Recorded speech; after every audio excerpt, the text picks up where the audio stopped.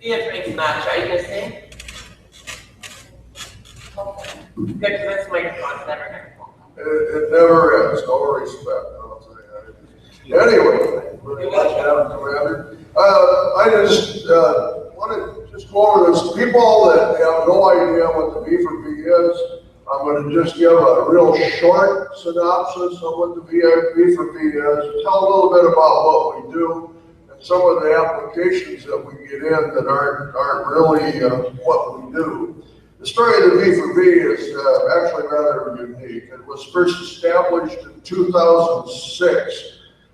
It was pursuant to a Minnesota statute, and you better write this down, it's just important, 197-133. I know you're going to want to remember that. The state required a trust be created upon the selling of Big Island Veterans Camp on Lake Minnetonka.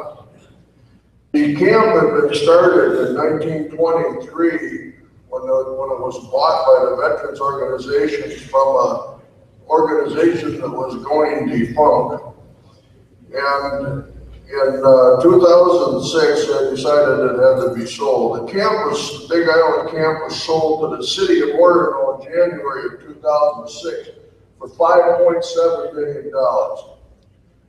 Then, of course, after you took the fees out of that and all of the what you had left, they had $5.3 million that they used to start the trust. The trust established was named the Minnesota Veterans for Veterans, V4V, Trust Fund. The above statute required that trust fund have members on the board of directors of the veterans organizations that had owned that island, which was 2 from the American Legion, 2 from the VFW, 2 from the DAV, and 2 from the Order of the Purple Heart. And those are the 8 people that run the board of the Veterans for Veterans Trust Fund, along with the Commissioner of Veterans Affairs, who sits in our meetings if he's available, or one of his deputies, and he also approves anything that we do, or if he has questions, he'll ask it. So the money is managed quite well. The term of the board members is staggered, so like this was my year now to come off, and Marlon would be it's every other year. So we keep continuity that way. The V4V Trust website is very easy. It's MNV4V, Minnesota V4V.org. And all applications and grants have to go through that. And this is the part that's important about what I'm talking this morning. The trust fund has basically like a mission statement. And what we're saying is the focus areas of the Veterans for Veterans Trust is employment program support, health care for veterans, health care, education, social and human services, recreation, and outreach. It's all in the welfare of the veterans. Areas that we don't, grants come in, we don't look for grants that support salaries. So we may get a good organization that wants a grant, but what they're looking for is us to cover payroll, and that isn't going to happen. Salaries, event sponsorships, political causes, donations to individuals, capital campaigns, facility, now this is a big one, facility construction, building enhancements, refurbishments. We get many grants of legions that say, my kitchen is defunct. We have to close our post if we don't fix the kitchen. That's the business of the post, not for the V4V to come in, because if you can't manage your business and keep your post open, it's not for us to try to figure out how to bail you out. Books, films, documentaries, museums, monuments, memorials. We get a lot of requests for veteran parks, that type of thing. We can't do that. Statutes, golf tournaments, races, parades, beauty pageants. I don't understand why we can't support those, but beauty pageants, athletic and sports teams, care packages, and travel expense. So these updated lists will be on our website, but we look at every grant that comes in, and sometimes there's an exception. Sometimes there's a grant that's down on that list that we don't normally look at, and it'll go through. But we try to stick to those guidelines as much as possible. And with me this morning, was here someplace, got a red hat on. Oh yeah, Marlon Ronnie, here's Marlon. Marlon has been the treasurer of the V4V for, my gosh, how many years, Marlon? 6 years. Okay, well, he does a great job. And if people that know Marlon, when it comes to money, you can understand how we retain our funds, because he really does a good job of looking after it. And what I want to do is, since 2006, we'll get to that, just an example for this year, what the V4V has done.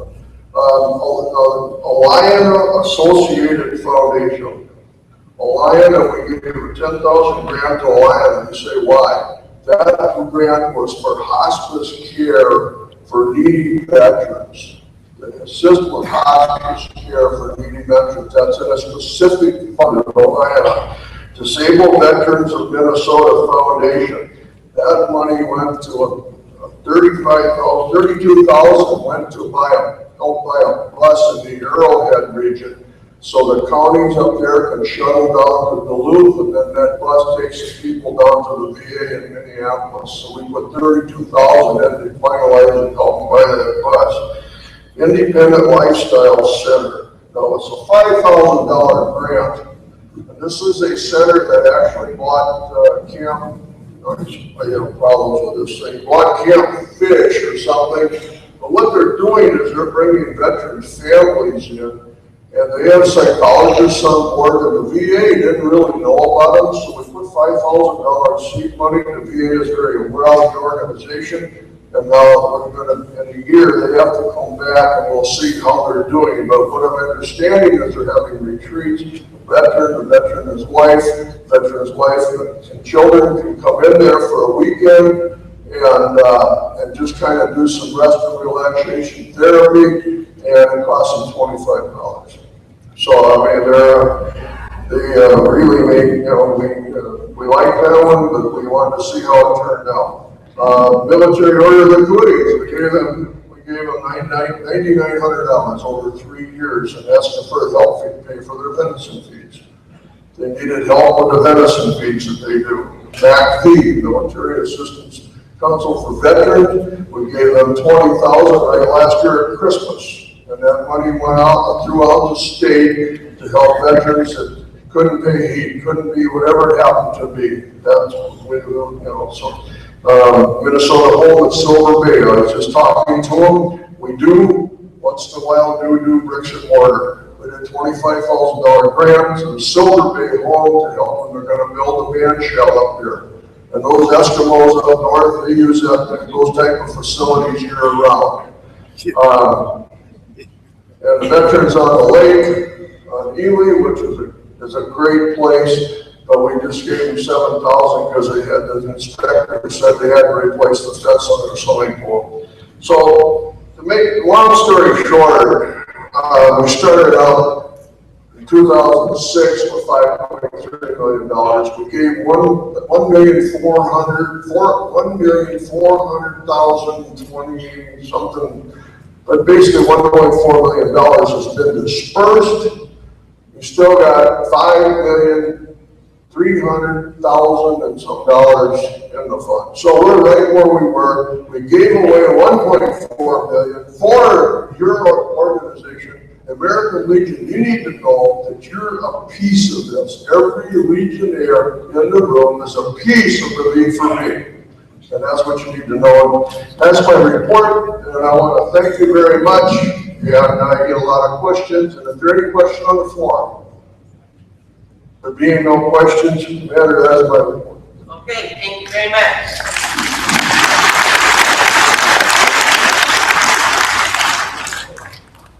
Vote. Yes. I want to thank our chaplain that's filling in. Mhm. I'd really like to ask everybody to stand for a moment of silence. We lost 4 Marines in the United States yesterday. We did lose 4 Marines.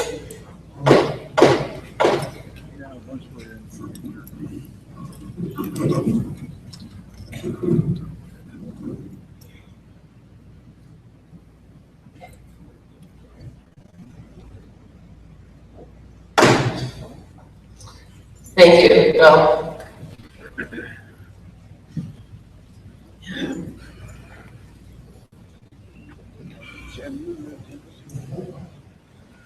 Okay, at this time, as you know, we have suffered a lot of damage at the Legionville as a result of the storm that went through Sunday night. We had 138 kids up there, and the staff did a remarkable job getting a hold of every parent to let them know their kids were safe and that they did need to go home the next day because we had no power. We had many trees down and the roads were pretty impassable Monday morning. The staff did an incredible job. As you know, the television stations get there quickly and they like to get the information on the air. And we needed to make sure that every parent was aware of what was happening before they heard it on the news. So I want to commend the staff at Legionville. They did an incredible job. As a result, we have a number of people that have asked to do some fundraising. Instead of passing the hat during the meeting, which is sometimes very disruptive, I put this responsibility on the individual caucuses to ask for donations. If there's any posts out there that would like to make a donation. And then I believe Teresa Ash, if she's around, has some information on a social media website that we can use, which we've never done before. Time is of the essence, that you have to act when the iron's hot. So that's something that we're looking into as well. So at this time, we will take donations of any kind from Legionville.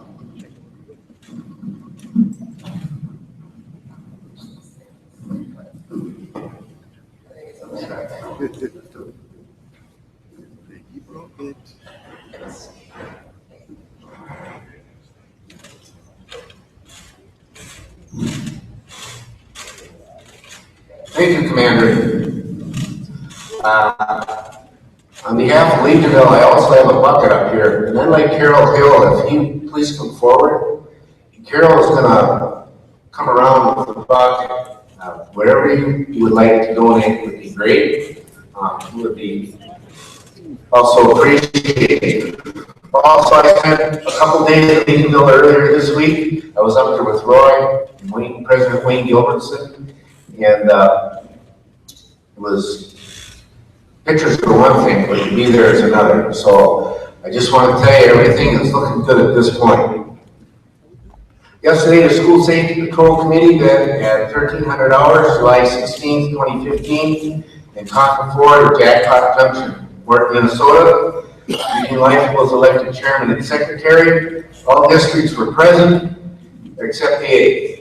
Convention mandates were reviewed. This mandate for 2008 was recommended for removal. This mandate has been accomplished and no longer has a meaning or purpose. No resolutions were signed. Motion by Dennis DeLong that the department send a letter to Legionville staff for a job well done on keeping the children safe during the storm of July 12, 2015. The motion was carried. Tom Conway made a motion that Legionville representatives talk to Jackpot Junction asking for a donation for storm damages. That motion was carried. Jim Blakesley talked about increase in motorcycle accidents and stressed motorcycle safety. The meeting was adjourned at 13:27 hours. Madam Commander, I move for the adoption of my report. Second. I have a motion on the floor. I have a second from. Dennis Engelmeyer, Post 16, 9th District. Thank you. Is there any discussion? All those in favor say aye. Aye. Opposed? Motion is carried. I just hit my hand. Oh, yeah. Okay. I also have have a communication from President Wayne Gilbertson. Just returned from a productive day at Legionville. The news powers on the entire camp. A big thanks to Holden Electric from Brainerd for working hard. There's a few setbacks, job is completed. This past week, it cost us $34,500 to not have in session 5. And Laura has been working hard to reschedule as many kids into 6 and 8 as possible. And there is a week 9 that's being added to accommodate all those students that were sent home. Help at Legionville. There will be no volunteers at Legionville during the week when camp session is going on. However, starting Friday at 2 p.m., 1400 hours, and all day Saturday would be great. Please keep in mind, we don't have any accommodations for anyone coming up there. Thank you, Commander. Thank you very, very much. Please understand, we'd like to have all the volunteers as possible, but whenever you're dealing with kids, staff that's around always has to go through a background check, and we just aren't prepared to handle any of that right now. So we just can't have the volunteers up there while camp is in session. We have to stick with the staff, and I thank you for your understanding and hope that you will show up over the weekends to help with Legionville. Okay, let's keep going. We have our 3rd district commander. Commander Dwayne Anderson, 3rd District Commander. I got one post in the 3rd District who wants to give a donation. Post 554 from Redway wants to donate $500 to the American Legion of Legionville. And I also have a check for $1,000 from the 3rd District for the Legionville. Wow, thank you very much.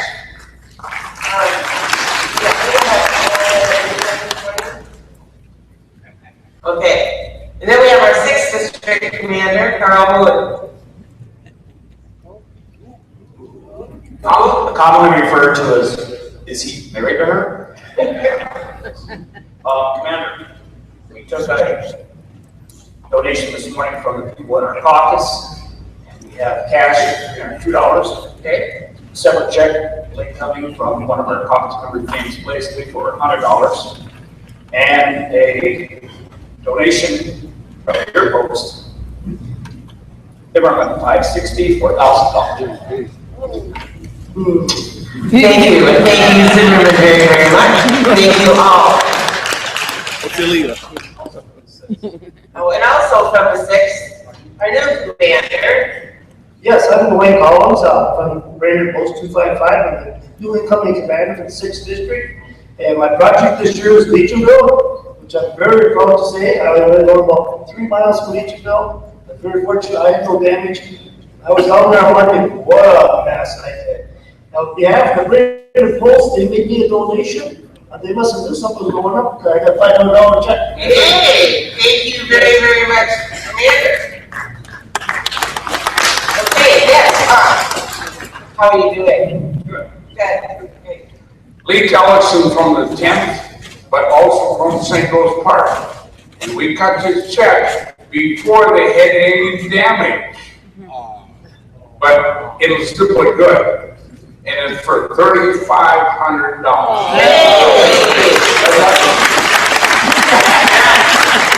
Thank you very much. Thank you very much. I like to see you coming up. Here we are. No, this is from the Buffalo Post, and we did this one before we knew about the damage too. And we have a check for $10,000.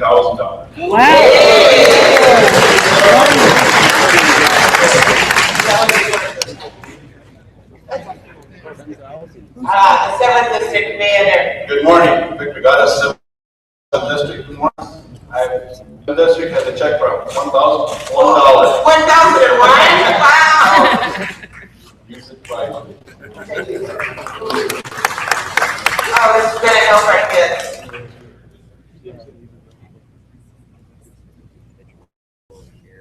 And this, on behalf of West 271, this project, check was intended for the project, that you can pass it on for $250. Thank you. Vice Commander. All right, Ann. We'll kiss you a whole head of time so you don't have to take your counsel. Commander, from the fabulous fourth, in first place for 8 consecutive weeks, mind you, I am followed by 9th District. Well, anyway, we'll leave that there. Okay. But I will be followed, okay. Yeah. It's my pleasure on behalf of the 4th District and specifically a couple of posts as well as passing the hat. $1,000 from North St. Paul, $300 from Hamlin, and a combined total of $1,539.25 for Leesville. Thank you so much. Fabulous work, all of us. Followed by the 9th District is here. Yes. On response to the 4th District, not for long. Commander Vicki, I'd like to present you a check for Leesville from myself and Dennis for $100, and there will be a check at the board forthcoming from the 9th. Yay, thank you very much, 9th District and Dennis. Mr. Martinek. Commander Moon, I was talking to my good friend Mr. Ludwig yesterday. He suggested that he had a meeting with his wife, and they decided they made a donation. I couldn't let him get away with that. So last night, the N&T Ranch, we had a corporate meeting last night via telephone. So I'd like to present $100 from Carol and I. Thank you very much.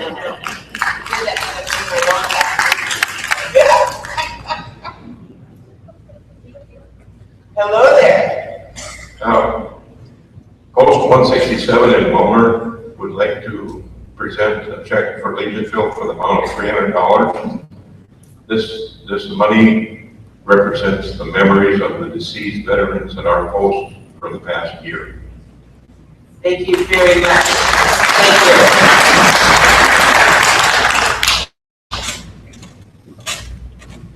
you. Mr. Ricker, how are you doing? Excellent. The Minnesota American Legion Foundation met last night, and we're giving $10,000. Yay! Is anybody adding this up? This is remarkable. With all due respect to past Commander Ricker, the Finance Committee met in special session this morning, and we found a little extra money because of the savings that we made this year. We are contributing $15,000 to the Legion. I am just amazed. I'm overwhelmed. That's like 35. Ostady Wheaton of 7th District, $1,000.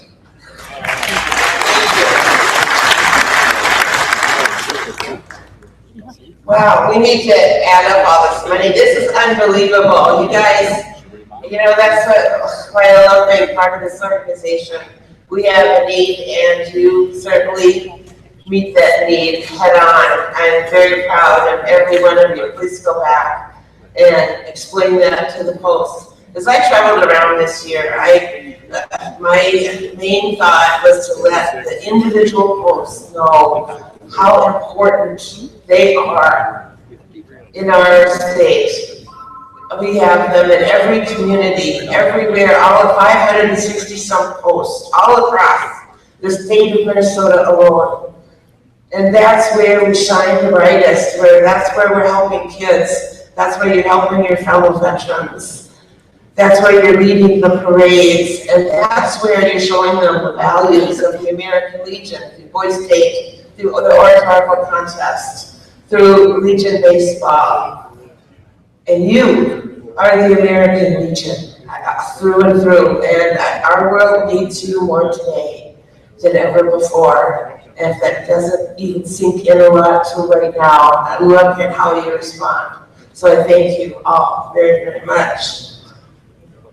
Thank you. And you have, okay, we're gonna get those added up. All right.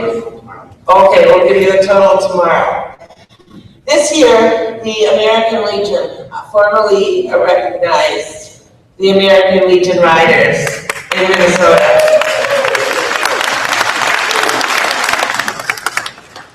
And I'm appointed Paul Hassett as our liaison for the Department of Minnesota. So at this time, I'd like to recognize Paul Hassett.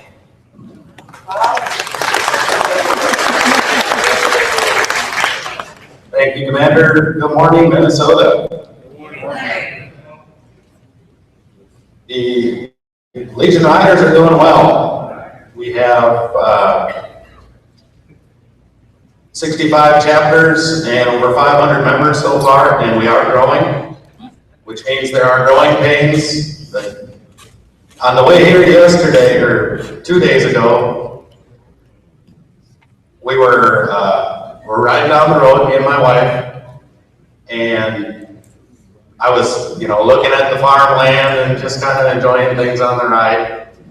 And I said to myself, there's no potholes, it's nice and smooth and everything. And then I look up and there's a sign that says, pavement ends. So, and it kind of reminded me that's what's going on with the riders. Sometimes everything's going smooth and then all of a sudden something happens, but you have to slow down, work your way through it, out the other end, and there's pavement on the other side. So as long as we keep communicating, we talk nice to each other, everything's gonna work out. The Riders are a great program. We have our Legacy Run coming up. The kickoff party for it is gonna be July 30th in New Ulm. That's for the Southern Run. The Northern Run is gonna be the following weekend with the kickoff in Duluth. Last year, as you know, we were number one in the nation. We turned in $87,600. This year, we're shooting for $100,000. I think we can do that.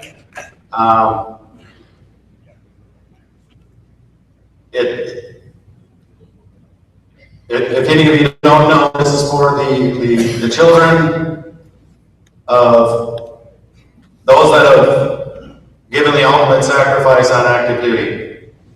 It's for scholarships for them. Our goal nationwide is to raise $20 million. I think we can do that. I think Minnesota can turn in over $100,000 this year.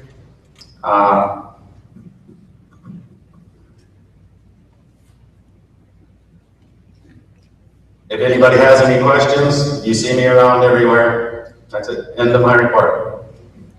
Thank you very much, and I look forward to hopefully spending some time with the Riders again this year. Okay. Yes, we'll try to work that out on the schedule. They've done a tremendous job. Been very, very proud of them. All right, we have Chuck Stone here with the Veterans Visit Dinner Report. Chuck, another rider. Good morning, veterans. Thank you, Commander Peggy, Past Master Commander Dan, and fellow Legionnaires.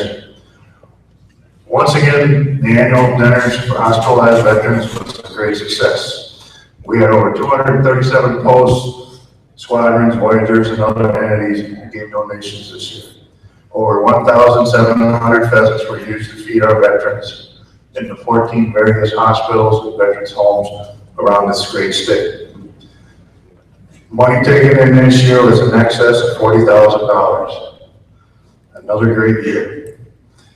I apologize, the shipment of pins did not get to me in time to have here to hand out. I hope to have them with me in 2 weeks when I start the Legacy Ride. And as I see each district commander, I will have a packet of pins for the posts in their districts. I wish to thank Mary Troll, Art Rosine, Fuzz Martin, the folks that serve with me on this committee, and the district officers and staff at the department for all the assistance they gave me throughout the year. I cannot do this alone, and I love working with these people. Thank you, Madam Commander, for this appointment this year. Now, I also want to say it was my distinct pleasure last year to give Miss Peggy Moon her first ride with the Legacy Run out of Brainerd on my bike. And I look forward to doing it again this year. Yeah, I'm looking forward to that.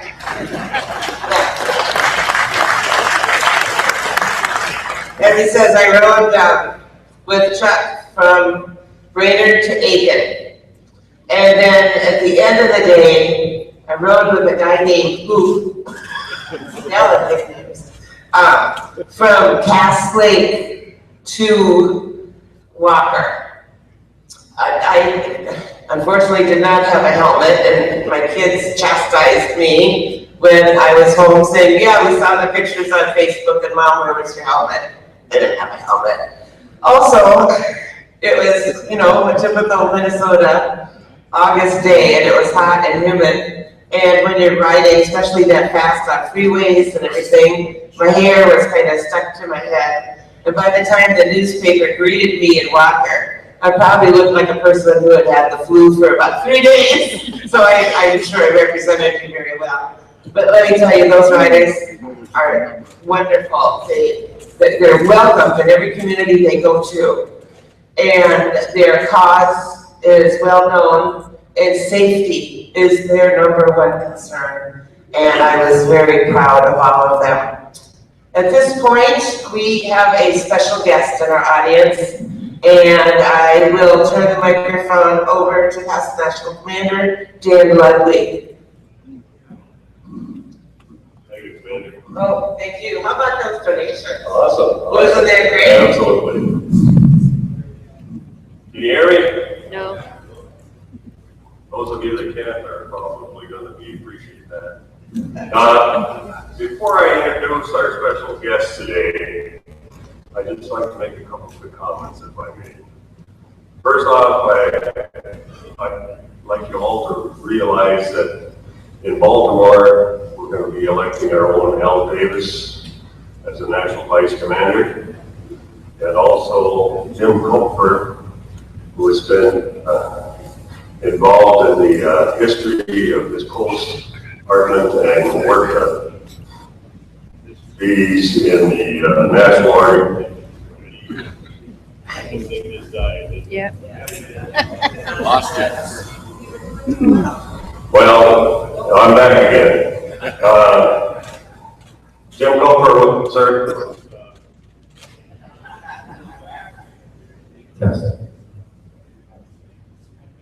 Thank you, Jim Kupfer will be serving us as a national historian in the coming year. So Minnesota will be providing 2 national officers for the year to come. That's pretty exciting.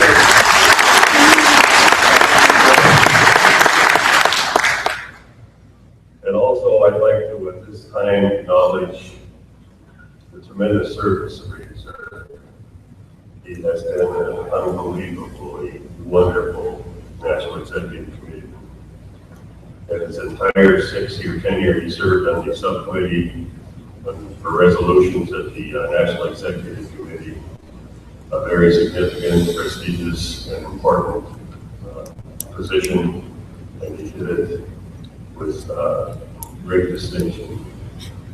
And I personally want to, on behalf of all of you, I want to thank Brady for his job well done.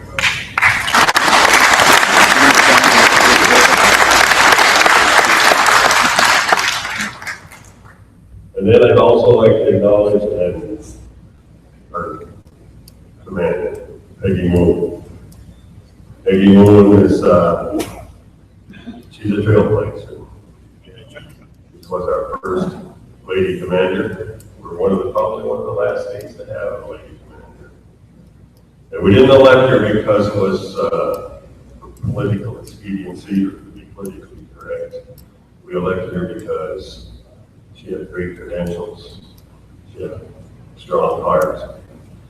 And we were right. She's done an outstanding job as commander. And I'd like all of us to acknowledge that at this time. Thank you.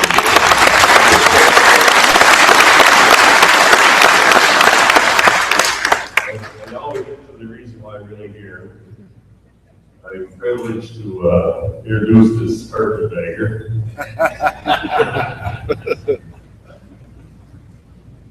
Dick Neville is the National Vice Commander serving the Southern region this year, but most of you know that he comes from Minnesota, from the 3rd District. At one time, he was the 3rd District Vice Commander, and then membership record was magnificent. And we were excited about electing him district commander. And then he retired.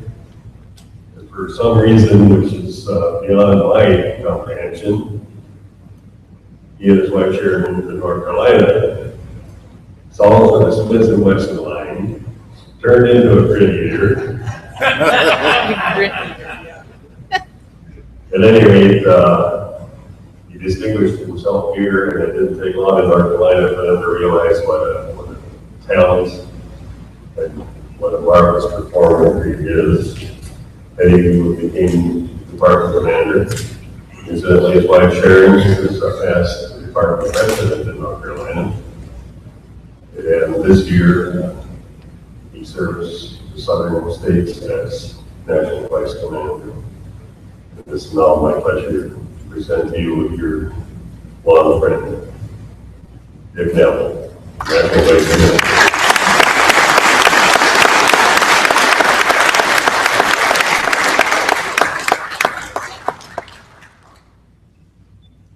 Carpetbagger, you believe that? Good morning, Commander Peggy, department officers. Department members and the great Department of Minnesota. Bringing greetings from our national commander, Mike Hill. It is great to be back in Minnesota in the summertime. You want a reason why I moved to North Carolina? Your winters are not good. I don't enjoy them, never did. Hated that white stuff. We get to North Carolina, and I tell you, within 3 days it's gone. As Dan said, I am the National Vice Commander assigned to the Southeast Division. And of course, Mike Hill, our National Commander, pushed us to do membership. American Legion wants to be at 3 million by the time we reach our 100th anniversary. They started a little competition between the 5 National Vice Commanders. And I thought, this is going to be tough because I know the Midwest is strong in membership. But then I find out who Peggy had made her membership chairman. Pat Logan, my old friend from Bayport, Minnesota. He and I both were in post 91. And I knew Pat would put on a good show and get Minnesota out there leading, but then because he likes me so much and wanted Southeast to go ahead, he'd hold back your membership, and I thank you for doing that, Pat. In fact, all the commanders in the Southeast Division, thank you for doing that.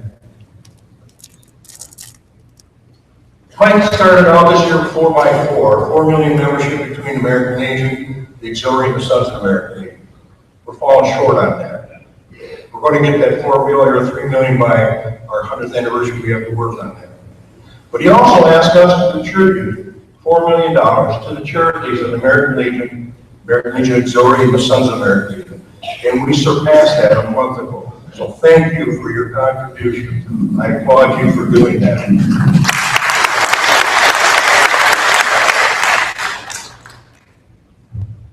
Thanks to people that started me on this career, and I don't know if I should thank him or not. One was Charlie Hall from 491. Is he here? Charlie, my mentor.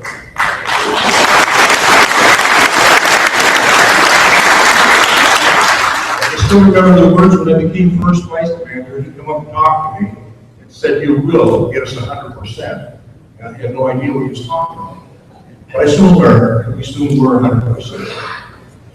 Another gentleman asked me to be the 3rd District membership chairman. And I don't know if that was good or bad. It got me started into the district office I was going through. But he put a team together, Roger, Don, Tom, Dick, Larry, Martha, and Rita.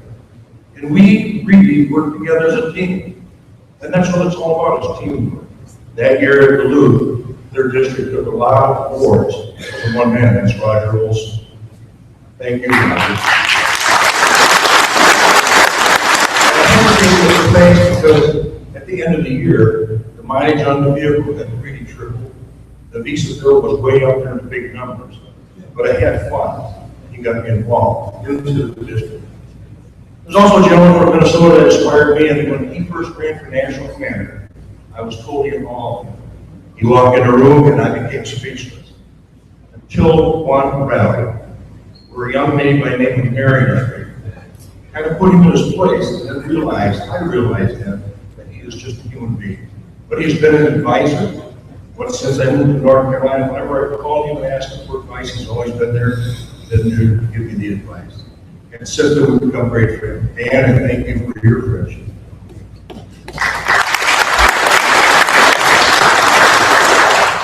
Well, Davis, you're on a way to having a great time in your life. It's been one great trip. What I admire most is meeting engineers throughout the whole United States. It's amazing on what we do and what we accomplish. I was in a department not too long ago where they sent 1,400 boys to Boys State. It just blows my mind. Another department, the Legion Riders started bringing checks up for the department command. And I know Minnesota contributes a lot to the Legacy Fund. I think last year you were around 47,000. 87,000. Correct. But this little department, with their Legion Riders, by the end of the time they brought the checks to the commander, the total was over 52,000. And I'm just amazed at what we do. But when we work together, we can accomplish almost anything. Had a great time being involved in American Legion. I kind of look forward to Baltimore, going out of hours.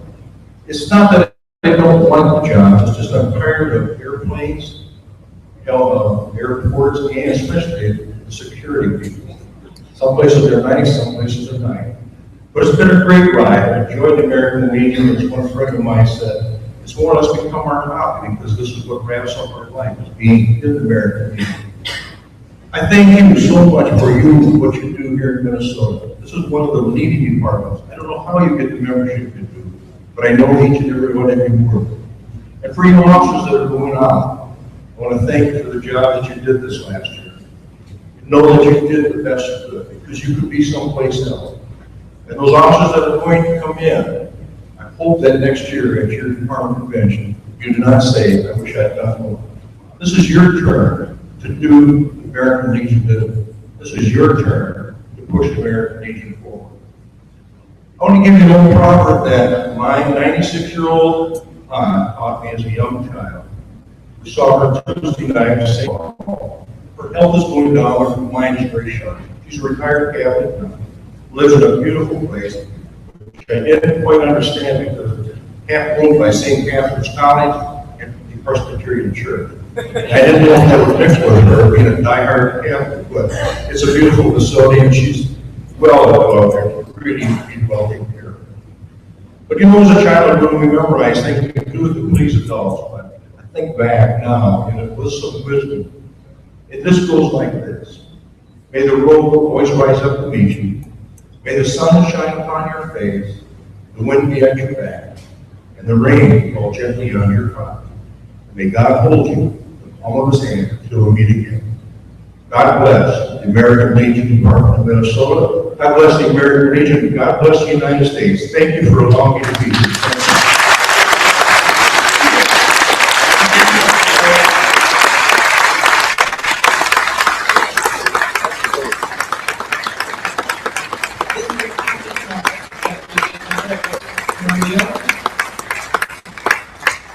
So please take those back. I've got special approval for you to take them across state lines. Thank you very, very much. What a wonderful man. Known him for a long, long time. Okay, we're still waiting. Eventually, Madam President will be here. So we're going to go ahead and start with awards. So, Gary Keeper, you want to come on up? Oh, it doesn't make any difference. We'll get Art next. We'll just mark you off as they do this. Anybody else with awards, please come on up. Thank you, Commander. I'd like to present 3 certificates of appreciation to the Legionnaires who assisted with the scholarship program this year. Art Topkin, Mel Vessler, and Larry Humbridge. Unfortunately, they're like everything else in the name. So I will get them as soon as possible to them. Thank you. Thank you, Commander. Good morning. Thank you very much, Senator. Thank you. All right, Art, you're next. Okay.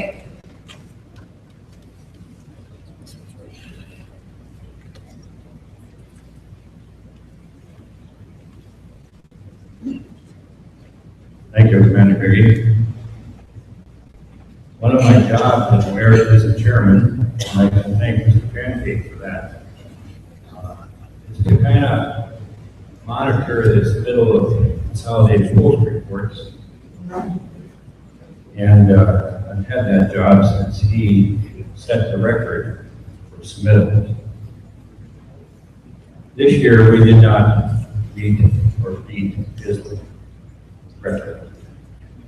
Of the 556 posts, well, that's my number, I've heard other numbers today.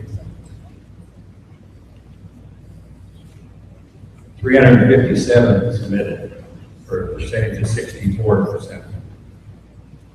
He had close to 85%. So he's got the record. 64%, and that 64% represented about 76% of the Legionnaires in Minnesota. So what I'm saying is that we know what 3 out of 4 Legionnaires are doing. We don't know what the other one is doing. And the national wants that information, the state wants that information. Some districts did very well. And I would like to recognize them and have the commander of the 5th district come up. Their submittal for 95.5% of their posts. They had 1 post out of 22 that did not submit. I would also like district commander of the 4th district. They submitted 86% of their posts. And that was approximately 19 out of 22. While they're coming up, I have the same problem that Gary Weaver has. I'd like to present certificates, but they're not here for national, for the American Municipal Awards. But I will read those off when they come into the department office. I've been told they will mail them out to the post. So the district winners. The district winners. First district, Murphy Johnson, post 94, Rushmore. Second district, Burger Grease, post 391, Distorted. Third district, Hesley Jensen, post 491, Bayport. Just heard that post mentioned. Fourth district, Hamlin, post 418, St. Paul. 5th district, Viking, post 493, Minneapolis. 6th district, Spencer Ross, post 134, Walker. 7th district, Ears Strom, post 186, Olivia. 8th district, Rainier Malia, post 452, Milwaukee. 9th district, Addison Norman, post 30, Fergus Falls. 10th district, Chisago City, post 272, Chisago City. And the second highest award for Americanism, Certificate of Distinguished Service, will be mailed out also. And that went to Johnson, post 382, Pauley, Minnesota. And for the second year in running, the highest award, the Certificate of Meritorious Service, the 3M post, St. Paul, 4th District.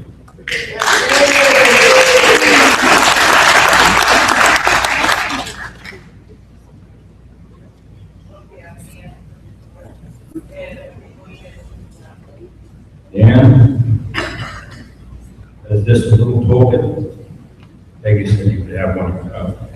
And on top of that, Chuck, I'll give you a pound of wild rice. This is real wild.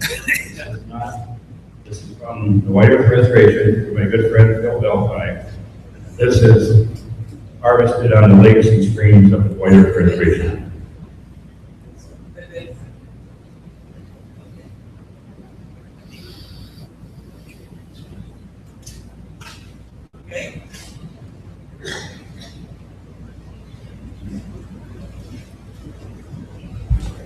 It's my way up here again. I know.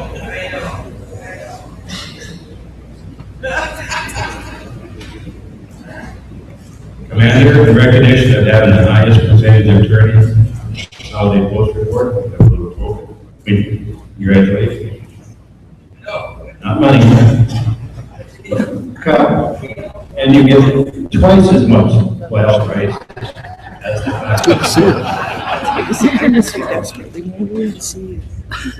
Right now. Our party's August 1st. You're coming to that, right? Okay.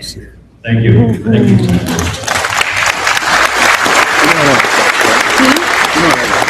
I know. Sounds like a song, doesn't it? Okie dokie.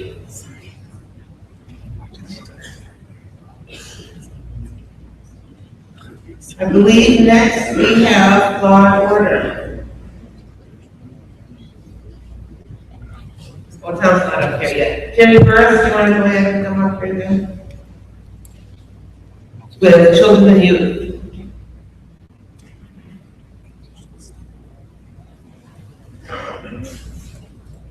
You have too many chairs.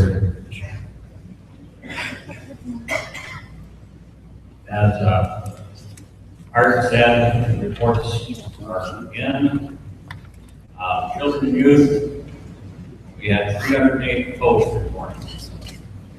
Of those, 91 reported activity. That's a 566 posts. That's not a lot of people doing anything, but yes, they've done some stuff. They reported activity in Children and Youth Month, 20. Drug and alcohol abuse, 20. Children's Miracle Network, 10. The National Family Week, 7. Child Safety, 27. Evidently, they want our children safe. Youth Suicide Prevention, 5. Halloween Safety, another one, 25. Family Support Network, 15. And the Operation Military Kids, 21. Direct aid, cash given to needy children, $28,250. Value of goods given to children, $24,300, which is a total of $52,550. Contributions to the Children Welfare Fund, $14,525, making a total contribution of $118,850. Extras, which means parties and whatever, $93,100. Direct aid to children is 28 children with 385 given food, clothing, and etc. for a total of 413. Districts that had 100% reporting, the 1st, the 4th, the 5th, the 9th, and the 10th. I thank them for the reporting. I do my post, then I call the districts, my district area and say, where's your report? If they don't have one, I'll fill it in. That's how you get your 100%. We had our meeting at 4 o'clock the other day, selected our category 1 candidates, and the first was $599, free now. For the 6 members, they donated $29,000 plus. And the second winner in that category was 353 of Argyle. Now, they only donated $6,200. 3M is a very generous post. Category 2, St. Michael's, 567 got the first award. And 186 Olivia got second. Category 3, 216 Princeton. And the second runner was 586 Chanhassen. Thank you. Category 4, first place was Post 39, North St. Paul. Contestants here. And the second was Hutchinson, 96. My members here, Bureau Stan, Doug Wendland, Vice Chair, Arnie Throw, First District, Dave Christopher, First off, second district, John Melbrook, third district, Jim Hamilton, fourth district, Gary Martin. I'm one district officer district. Fifth district, Theodore Redway, I'm sixth Redway. Seventh district, Cy Mulder, eighth district, Wayne Petrus, and myself in the ninth, and Ron Wolford in the 10th. Thank you, Madam Commander, for allowing me to serve. Thank you very much, Terry.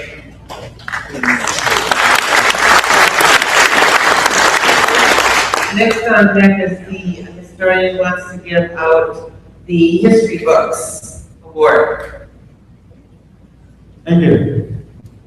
As a historian, it's your responsibility to provide some information to put together the history of this, the Minnesota American Legion for this past year. Any one year, you see.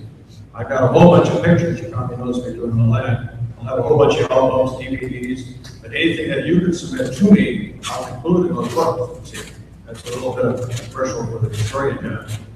One other job I have is evaluating the history books, narratives that are presented. Yesterday I had a chance to do that.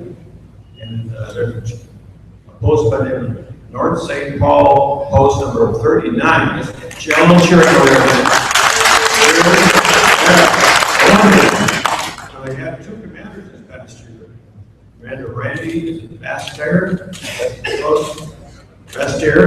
he present? Have a nice day. Randy there? No. He's not. How about the commander for the rest of the year, Larry Ryan? Larry Ryan here? There it is right there. Okay, now, we want to give credit to the person who probably really did the work, and that's Lady Mima Deborah. You see, Deborah Bastier. And I looked at the book, and if you ever get a chance to take a look at their history book, you need to do that, because it's unbelievable. All the detail and everything is in there with all the things they do. So, congratulations, and you'll be getting a certificate at the mail. Thank you. Thank you very much, David.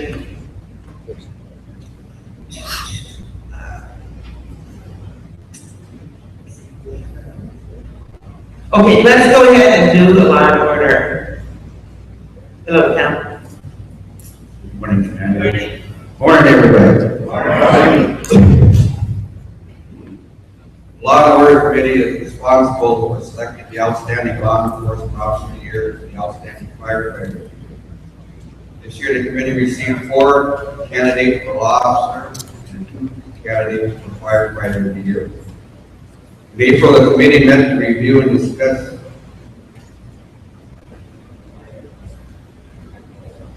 the application. Selection for law officer of the year came out of the 4th district, nominated by North End Post 74.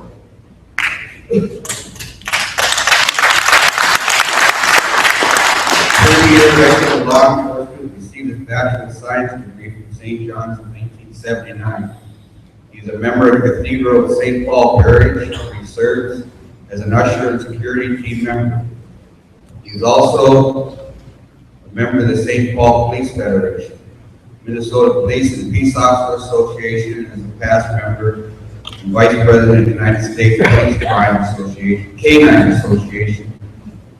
Has a long and impressive history of being a leader, having been lead trainer for the St. Paul Police Department for well over a decade, training hundreds of handlers and dogs from all over the country. Has been both an informal leader and inside and outside the police department. Knows the importance of relationships and community building, and has done an outstanding job making the city of St. Paul a better place to live, and worked for more than 3 decades. He's a dedicated, unselfish, and motivates and recognizes officers who work hard for the city of St. Paul. Has 2 sons who both work for the St. Paul Police Department. Also he has received numerous thank you letters from citizens, has 5 letters of recognition, 1 medal commendation. And to add to that resume, on June 15, 2015, he was named Minnesota Police Officer of the Year. Legionnaires, I present to you the Outstanding Law Enforcement of the Year, Mark Piccadenti.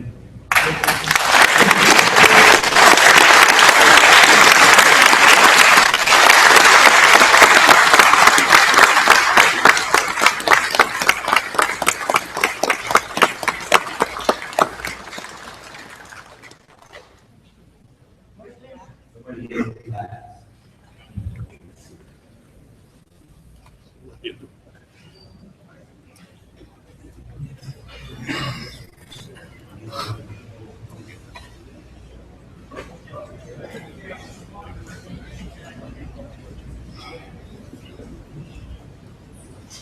Creek 2015 Law Officer of the Year, Sergeant Mike Piccadetti, St. Paul Police Department, for outstanding contributions to the law enforcement. Presented by the Law and Order Committee, July 17, 2015.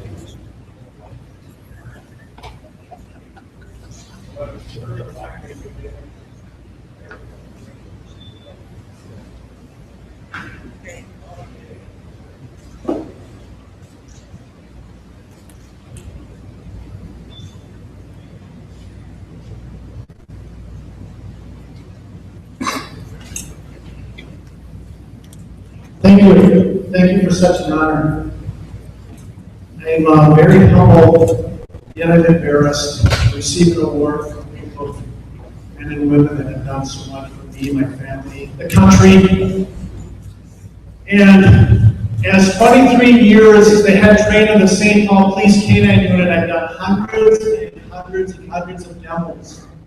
The ones that stick very close to my heart are the ones that we would do. I would take my recruit class after 12 weeks of basic canine training.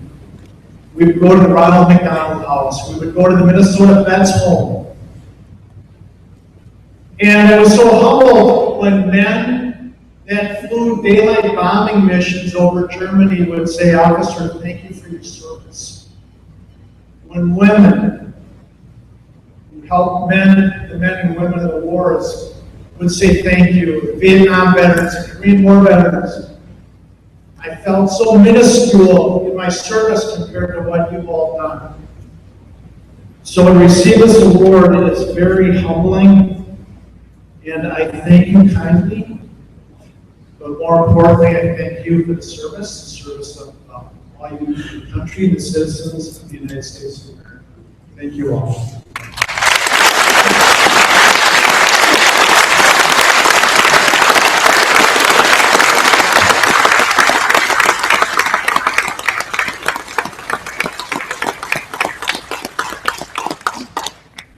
I have to say one thing, when I read Sergeant Piccadetti's resume, I pictured him in my mind about 6'4" and 220 pounds. As you can see, he's not that big. Okay. Firefighter of the Year came out in the 6th District, nominated by Clear Lake Post 354.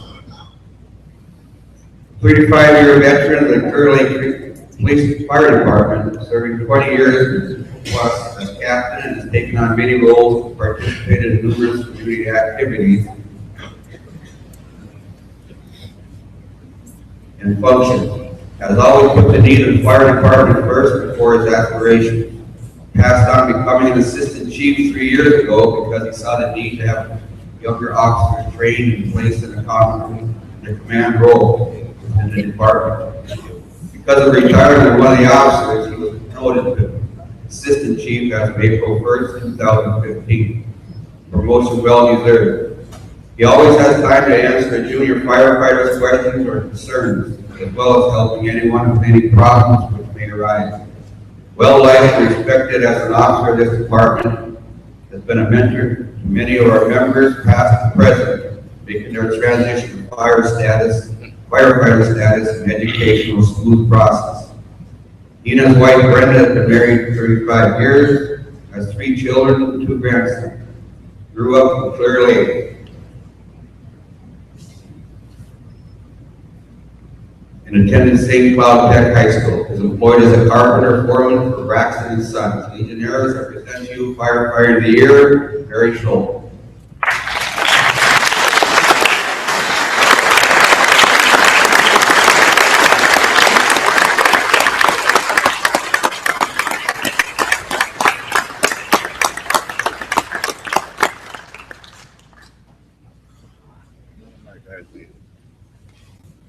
Uh, 2015 Firefighter of the Year Award, Captain Barry Schultz, City of Clear Lake Fire Department for outstanding contributions to firefighting and fire prevention, done by Law and Order Committee, July 17, 2015.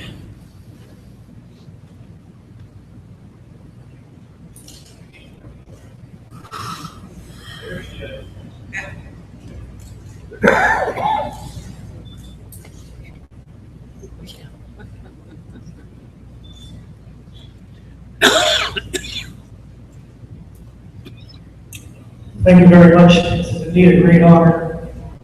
The sacrifice that I make real in comparison to many others. And then the fire ambulance service for 36 years. It's definitely top tier. Thank you very much.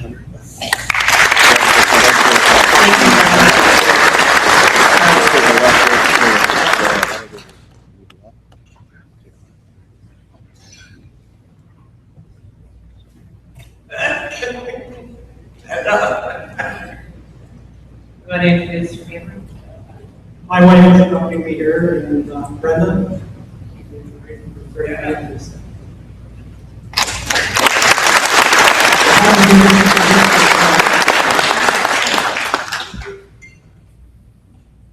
I apologize, I was reprimanded.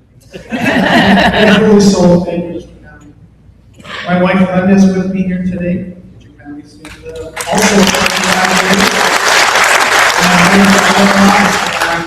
And Meg Starr.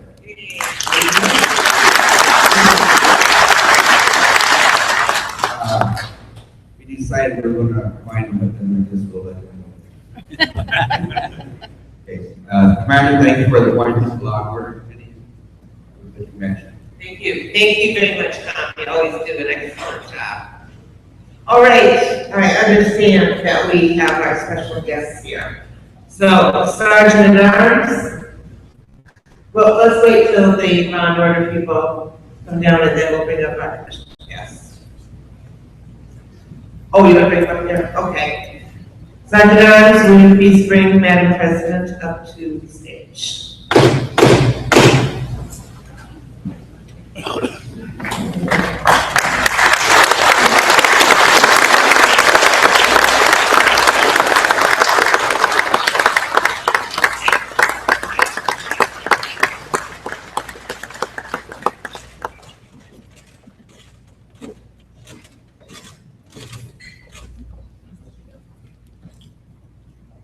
Good morning, President Chris. How are you? Good to see you and Sandy, as always. I turn the microphone over to you. Thank you. Please sit down. Good morning. All right. She's almost over. I don't know if I should laugh or cry. I'll tell you tomorrow. No, it's been already a great convention. We're in full swing over there.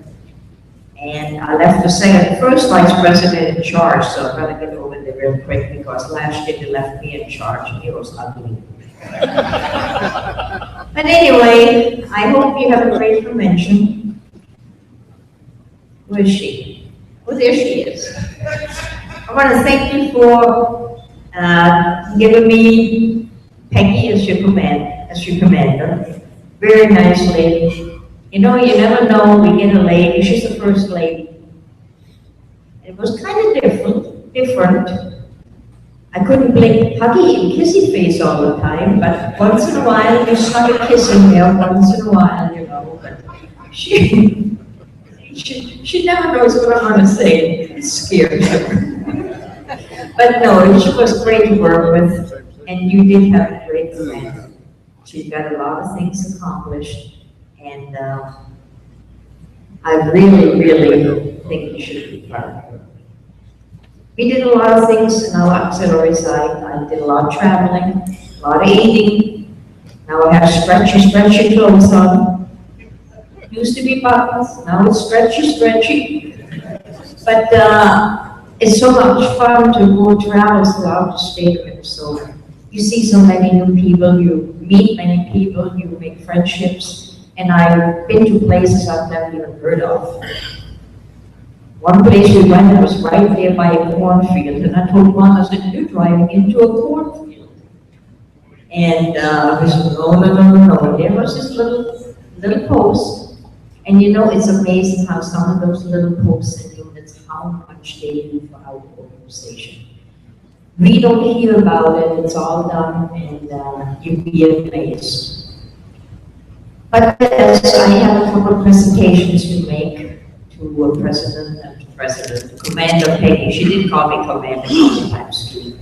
so I can call him president, but we do have a presentation to make, with this one. Well, first I have to give first a check for Legionville. When I became president, I had told the auxiliary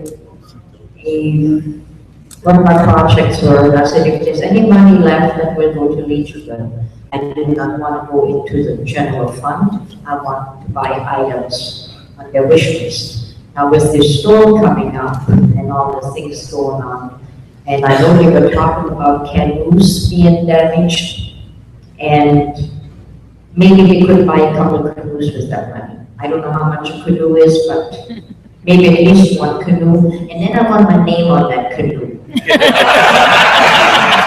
I've never been on a ship before. We put that in, obviously, not Chris, we go, I'm gonna tell you what her real name is. Crystal, Gisela. Let's repeat that. Crystal Gisela. Here you go. Now my secret is out, but you can call me Chris. Peggy, here's a check for $4,055 for Legionville.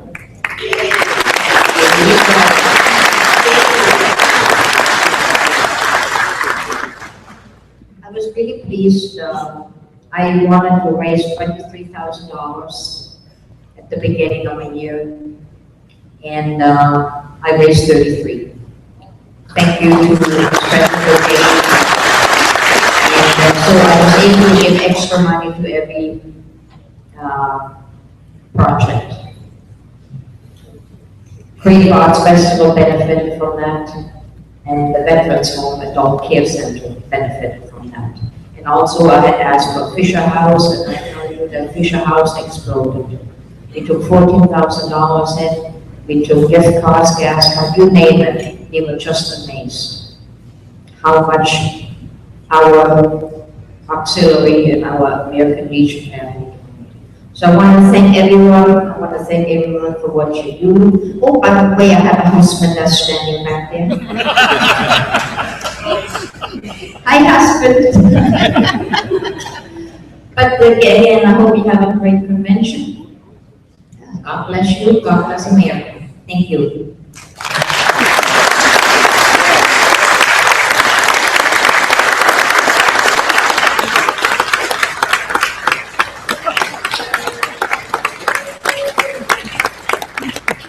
You can sit now because I am too cool to be forgotten.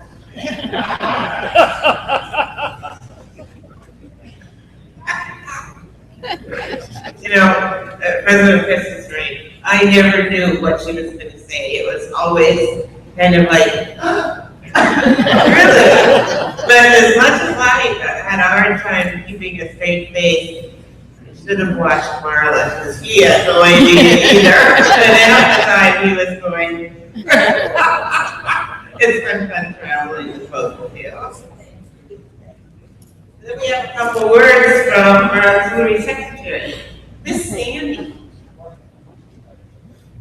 I stand up here and never know what to say, so I wrote a speech this week. No, I just want to thank all of the American Legion, especially the American Legion staff. I always praise Randy up and down. He scared the bejesus out of me this year when he was gone so much. I went to email. We do work really close together, and I always forget Al, Laura, Misty, and Jennifer. We've become a family up on 3rd floor. We, I don't know, it's 4 years ago when I started, there was supposed these colored walls and we didn't go around the walls. I didn't understand that, and they may be colored, but I'm colorblind. They're all the same walls, and I do appreciate it. Two other people I really want to thank this year because it made my 2 office staff and myself feel really part of the team, and that's your Commander Peggy. Whenever she came in to the department, she never failed to come see us. I know know she's a dual member, but I don't think that's why she did it. She always came and talked. And another one is your membership chairman, Mr. Logan. He didn't just stroll in, he breezed in. And we just had to make sure to have candy for him. But it was such an honor to have them come visit us because it makes us feel like we are a team, we're working together, we need to continue to do so. And Legionnaires, we need you if you, your spouse or whatever, your daughters, granddaughters, get them signed up. We really need to grow our organization with young blood. So I do want to thank you all and thank you to my 3rd district over here. Okay, thank you very much. We'll be over there tomorrow night.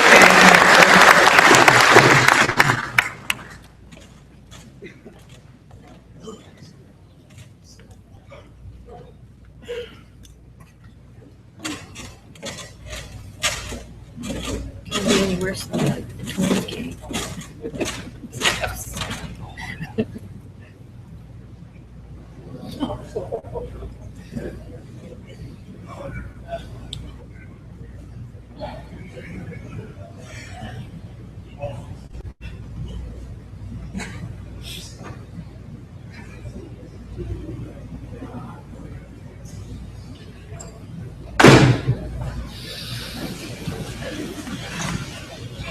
I just want to let you know, I was just told that our law office has donated the check that he was given, and please travel back to Legion.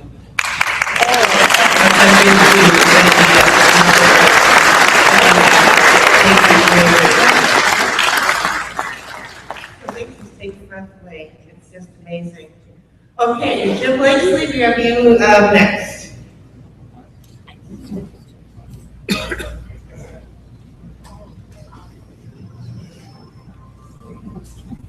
Thank you, Commander Bacon.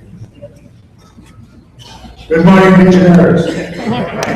Annually, the Safety School Patrol Committee awards the Distinguished Service Award to an entity or individual that has provided exemplary service to the school safety control program.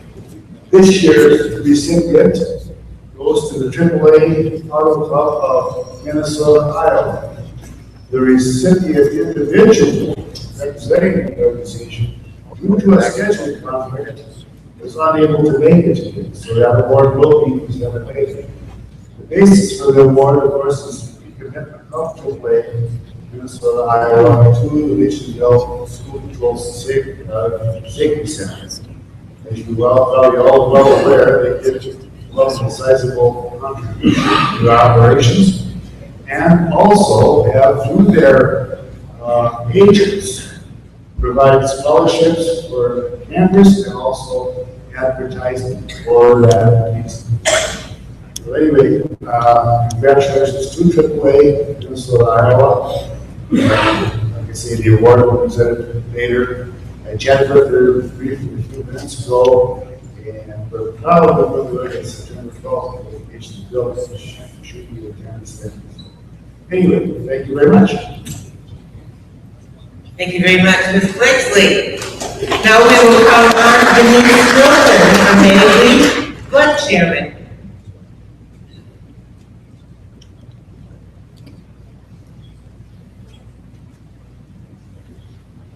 These are still ringing from the mic. Good morning, Commander Peggy. Good morning, fellow Legionnaires. Good morning.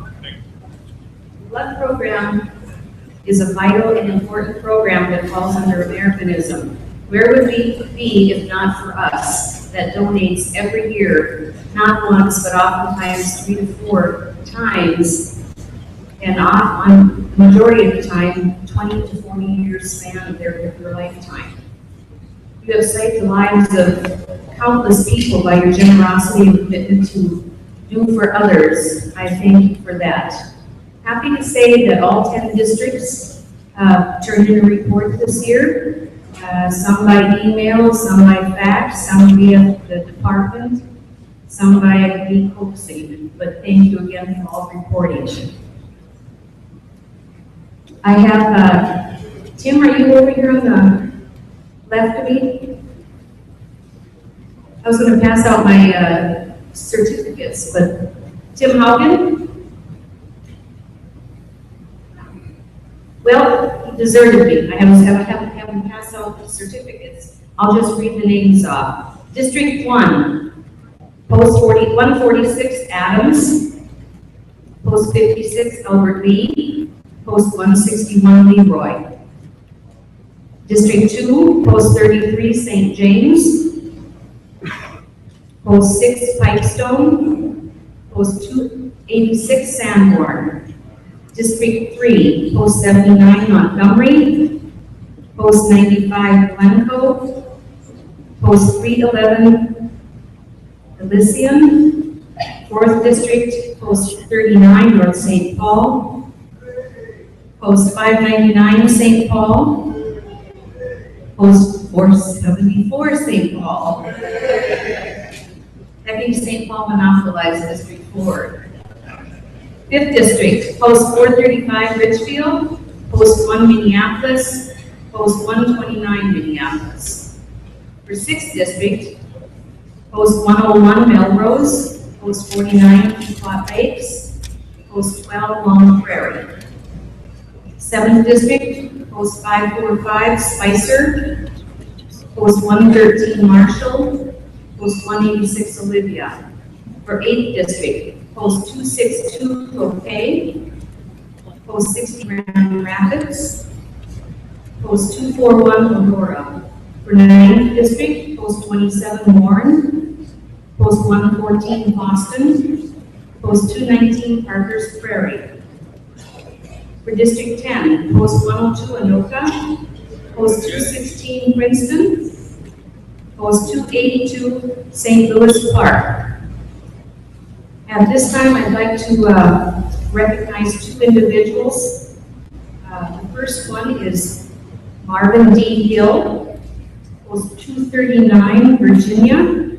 He is in the audience, if you could please come up. He has donated 90 units or pints, is more popularly known, blood in his lifetime. Thank you, Marvin.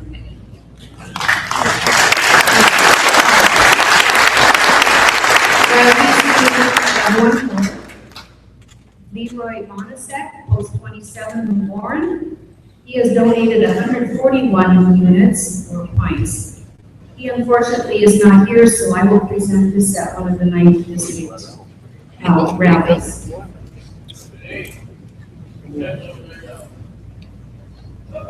Oh, Tim is over there, so those that they named off, you can pick up your certificates, please.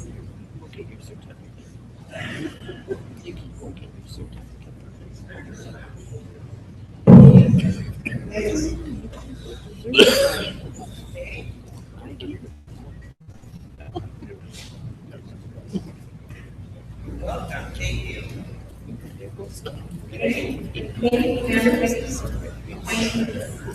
Position. Thank you. One word. Or the nitty bitties to save my skin. Take care of my room. Oh, I will. All right. You know, commanders have to go above and beyond. That's what we're doing here. Tom Conway would give you another update. Just to let you know that our law enforcement officer and firefighter here, we pay their mileage and per diem to come down here for us. We donated their money back.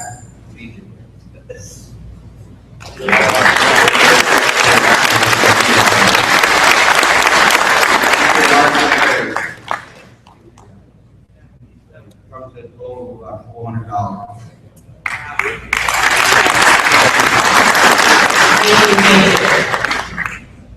Okay, next we have Mike Schaefer with Trophy and Awards.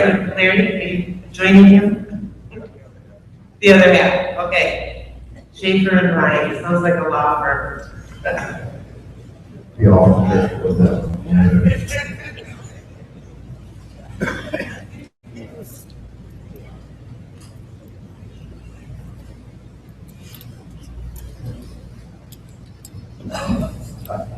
self-organized here first.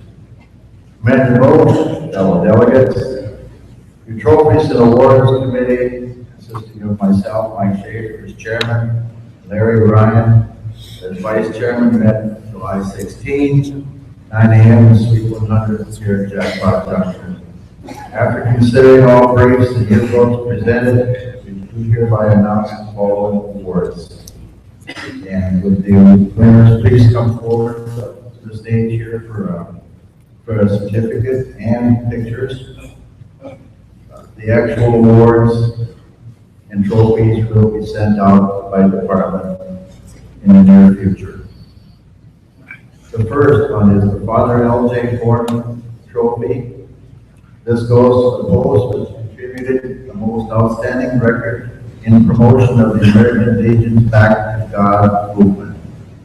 This year's award and trophy goes to Edward B. Cutter Post 102.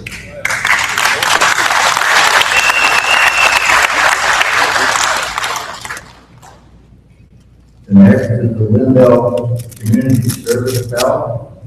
This is awarded to the post that accomplishes the most outstanding single piece of community service work during the year. This year, the trophy is awarded to Edward B. Cutter Post 102.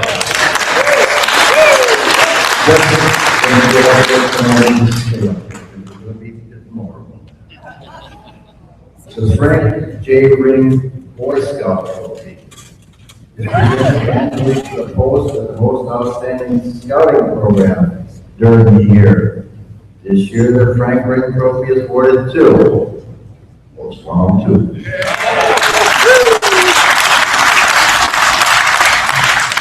The Levi M. Hall School Safety Patrol Trophy for outstanding school patrol activity.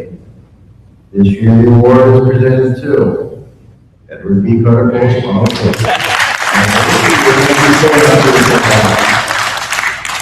Okay. The next is the Joseph W. Finley Trophy, goes to the post with the best all-around program of post activities. This year, the award is presented to Eric Strong, Post 186, Olivia.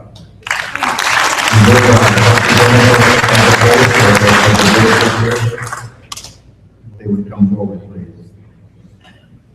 The Stafford King Conservation Trophy goes to the post or individual with the best conservation program. This year's trophy is awarded to C. Adams R. Stearland Trophy for Post 311 Elysian.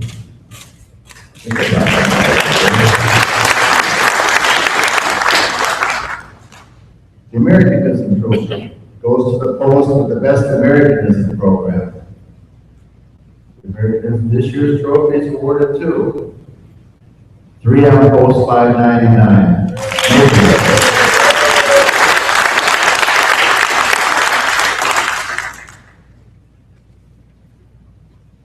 The Lloyd Grossnick Award goes to the post of the most outstanding single children and youth project. The Grossnick Award this year is presented to Erickson Strong, Post 186, Olivia.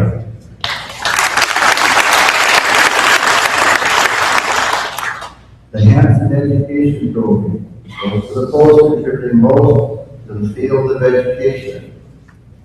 This year's award goes to Gus F. Holden, Post 253, Lowry.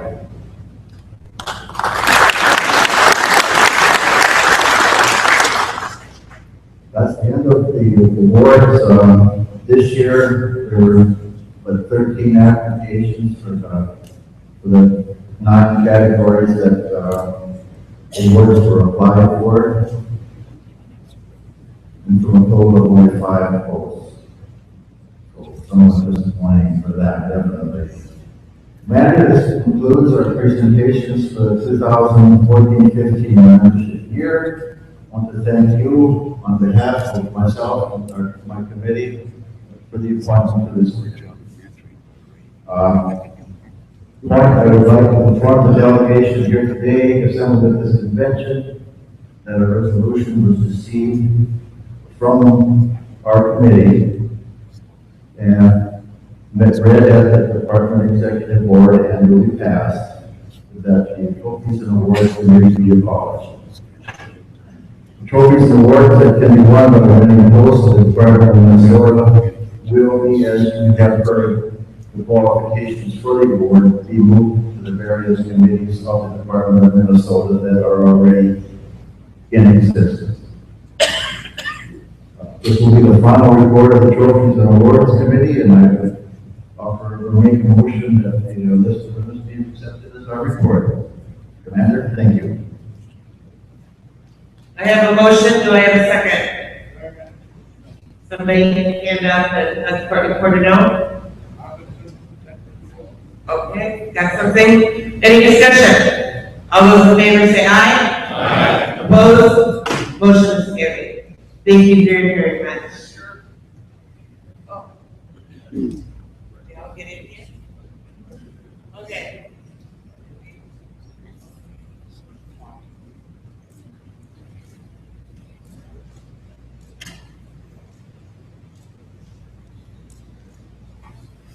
Okay, thank you very much. I just noticed that the president of our American Legion Hospital Association has arrived. Marie Getty from Plainview.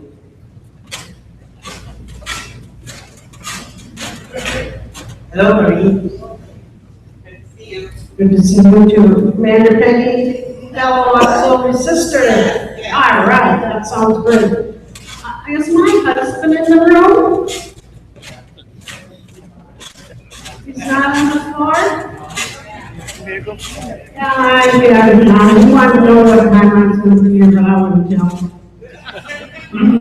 Well, anyway, you can say I was here. Well, he's sitting right back there underneath the sign. Oh, yeah, he's blending in with the curtain.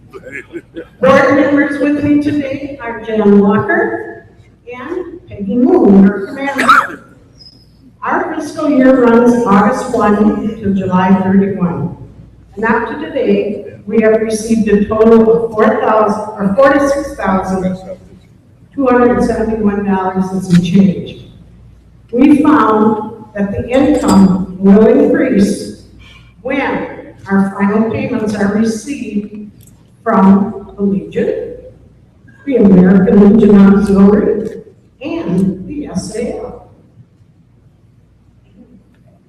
18 claims were submitted and paid out for a total of $20,477.85. Other expenses totaled for a grand total of $30,423.29.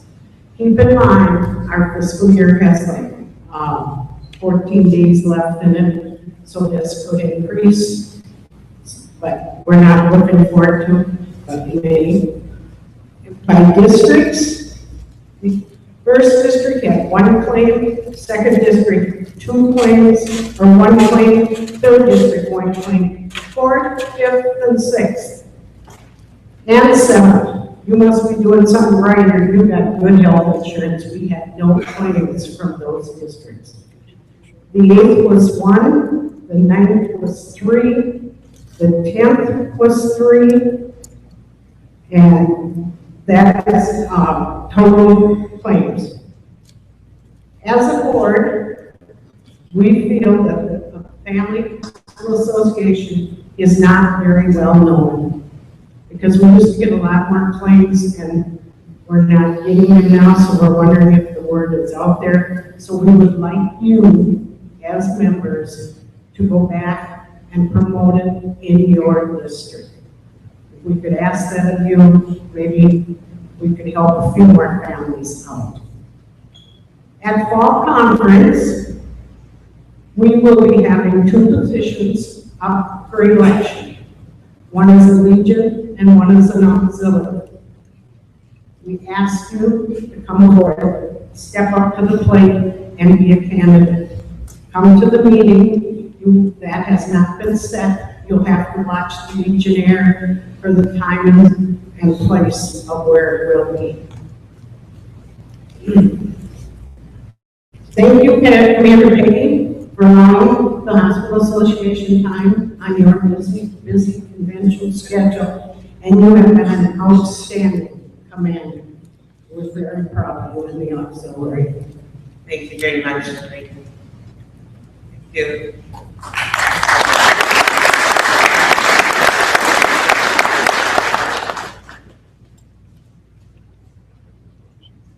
Okay, let's see, we have Bob Locker, Community Service Church.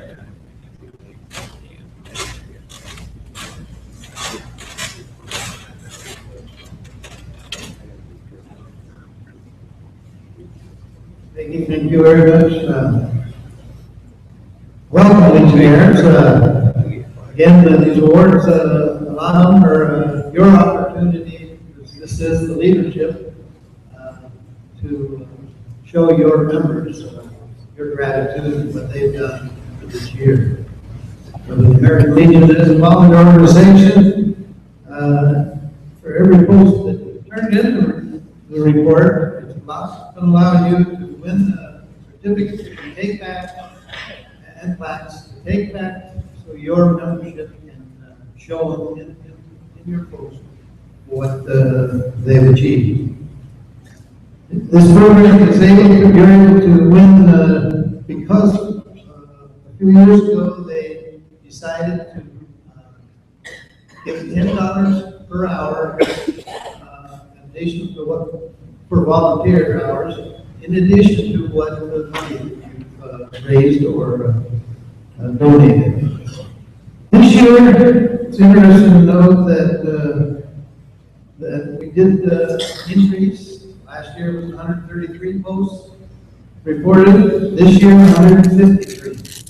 So I'm sure that's a sign of Commander Peggy talking to him out there. We're doing this with a spreadsheet that goes to 3 decimal places. So it does get very tight. This year, the 153 posts have donated 131,758 hours. That's only, of course, 153 is only 28%. So you can pretty much triple that, or maybe, triple that. In dollars, $2,395,152 for this past year. So give yourself all a good hand.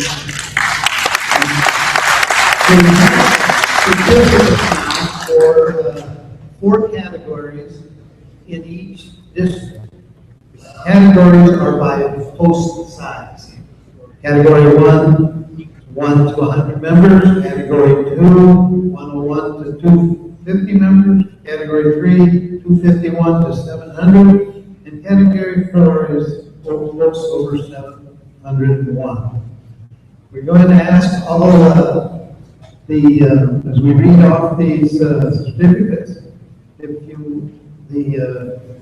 someone from that post here, please come down and line up.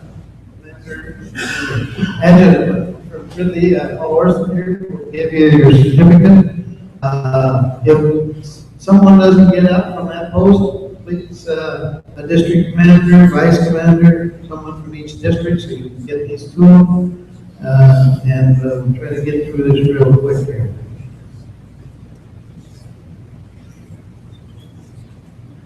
There. All right, from the first district, category 1, Freeborn Post 552, Freeborn. Category 2, Adams Post 146, Adams. Category 3, La Crescent Post 395, La Crescent. Ready. Second district, category 1, Slayton Post 64, Slayton. Category 2, Sleepy Eye Post 7, Sleepy Eye. Category 3, Blue Earth Post 89, Blue Earth. Category 4, the 701, the larger post, no category, second district. Third district, Egan, post 594, Egan. Category 2, Woodbury, post 501, Woodbury. Category 3, Bayport, post 491, Bayport. Category 4, North Entry.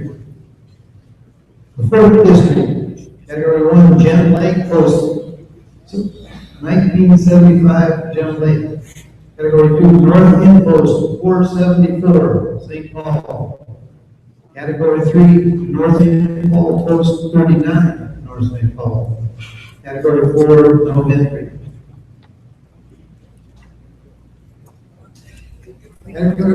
District 5, first category would be the Helen, post 129, Minneapolis.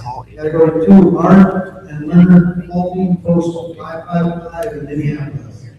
Category 3, category 4. The sixth district, category 1, Tri-County, post 124, Motley. The second category, Melrose, post 101, Melrose. Category 3, Spencer Ross, post 134, Walker. Category 4, Faith Carter. You will receive a plaque. Instead. District 7, category 1, Dust F. Holden, post 253, Lowry. Category 2, Erickson Strong, post 186, Olivia. Category 3 and 4, no. To the District 8, Linear Merlin, post 452, Elon. Category 2, Lewis the Third, post 122, Deep River. Category 3, Doyle Schuster, post 241, Aurora. Category 4, West Road, post 171, Tulum. The 9th District, Argyle, post 353, Argyle. Category 2, Warren, post 27, Warren. Category 3, Bagley, post 16, Bagley. Category 4, East Brandford, post 157, East Brandford. And the 10th District, Potato, post 209, Potato. Category 2, Clearwater, post 323, Clearwater. Category 3, Shattered, post 303, Ridley. Category 4, who else? Edward B. Cutler, post 102, North. Very good. That's the certificates. If we, you want to there? Oh, alligator. On the way, these are calculated, as I said, there's both hours and money. Next we'll have, we'll wait for the picture here, we'll run through plaques. There's two groups of plaques. One is for the total, we call it calculated financial because it's hours, $10 per hour, and then we'll do one that is the number of hours volunteered per member.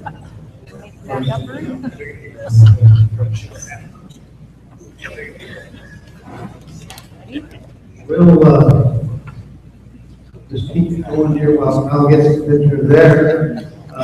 So I do appreciate, it's kind of fun to see these reports from posts, what the different things different posts do. And we know that, again, 28%. I believe next year, whoever does this post project will want to do consolidated report. You'll see a report that show who has and who has not got their reports in. This was one of those mandates that was done here about 15 years ago to define this award. And of course, it's still going on. All right, next we will have the plaques. The first 4 plaques are presented. Community Service Financial Contribution Awards across the department. 1 plaque per membership total category, again by the size. These are awarded for the highest total community service dollars spent for overall financial assistance for veterans and community service programs. We'll have the first, get the sheet here. First category, 1 to 100, goes to 3 on post 599, St. Paul.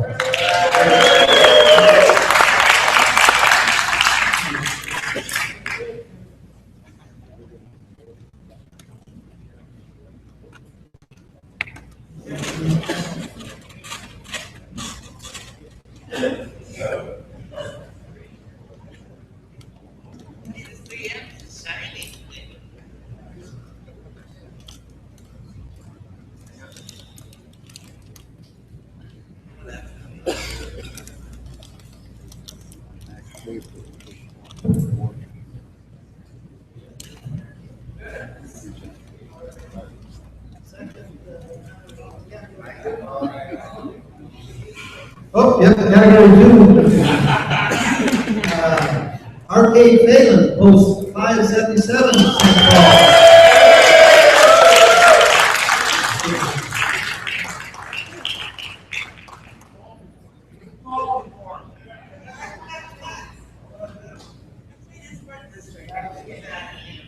I don't know what you did this year, but.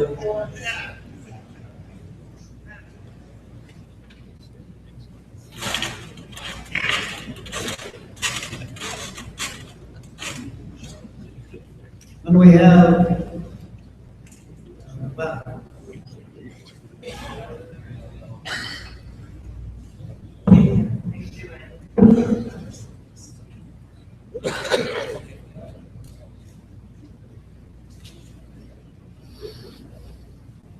all right, next, category 3, Princeton, post 116, Princeton.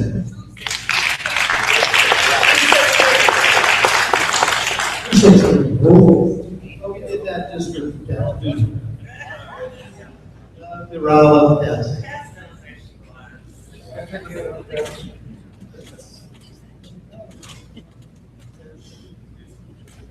She doesn't get lots of my work very often.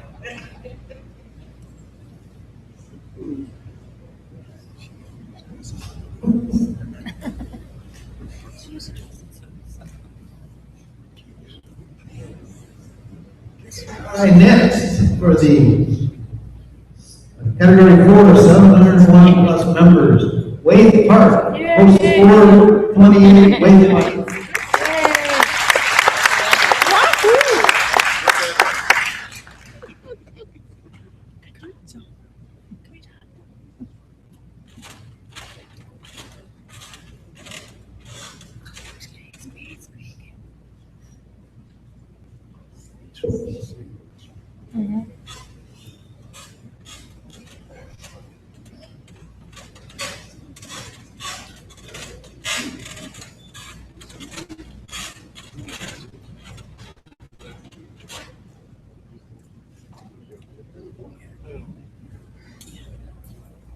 All right, next, again, I think volunteer organization, very critical, is the highest volunteer hours average per member of that post.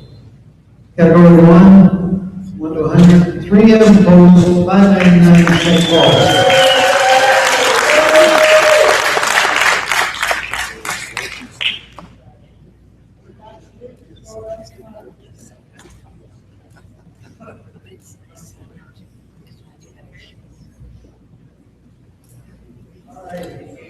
Category 2, 101 to 250 members, Woodbury, post 501, Woodbury.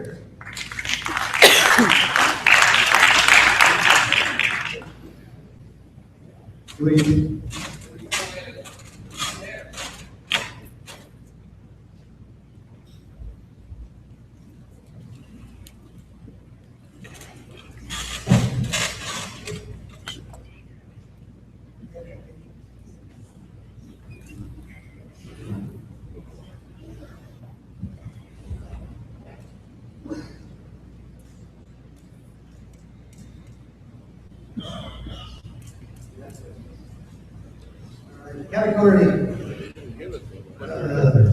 3, 251 to 700 members, Clearwater, Post 323, Clearwater.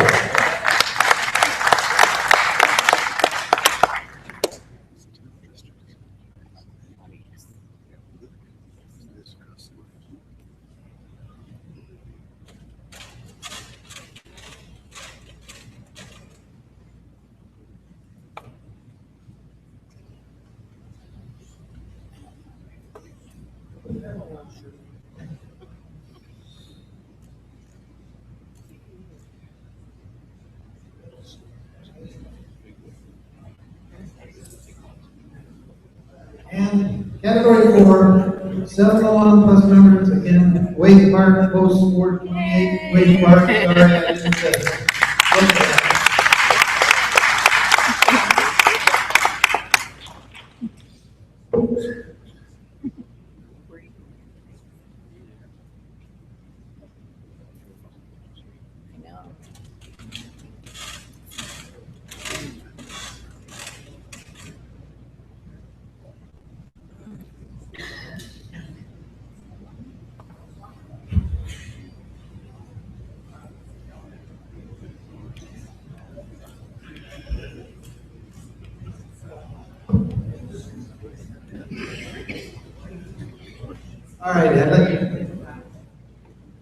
All right, hopefully these certificates and plaques will be placed in a very visible place in all the posts, so that not only the members, but also the community can see what the members are doing. I want to thank all the officers of the post who rewarded their members by getting these reports in. And this is concluded my report. I wish to thank Commander Moon for appointing me to this committee and opportunity to serve the Parking Minister. Thank you, Bob. Good job. Thank you to all those that volunteered. We have another special guest with us. So at this time, Sergeant at Arms, would you please bring up our honorary junior auxiliary president at this time?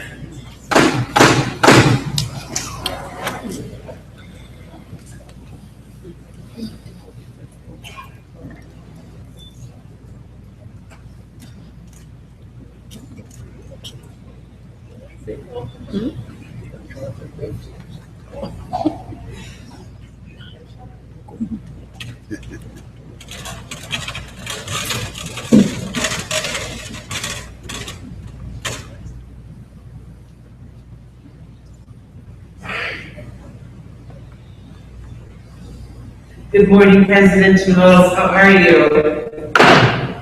Good. Here you are.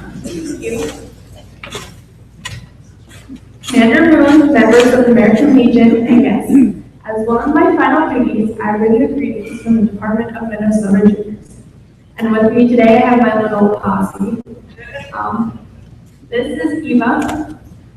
She earned all of her junior patches, and she got them awarded to her today, and that's a pretty big deal. There's 11 or 12 patches, and she earned all of them in a year. And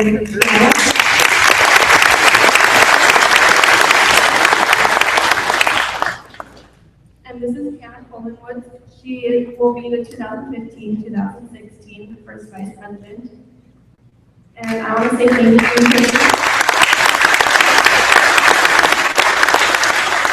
And I want to say thank you to our mom, the juniors activities chairman. She's done a lot for me. Patty Coleman.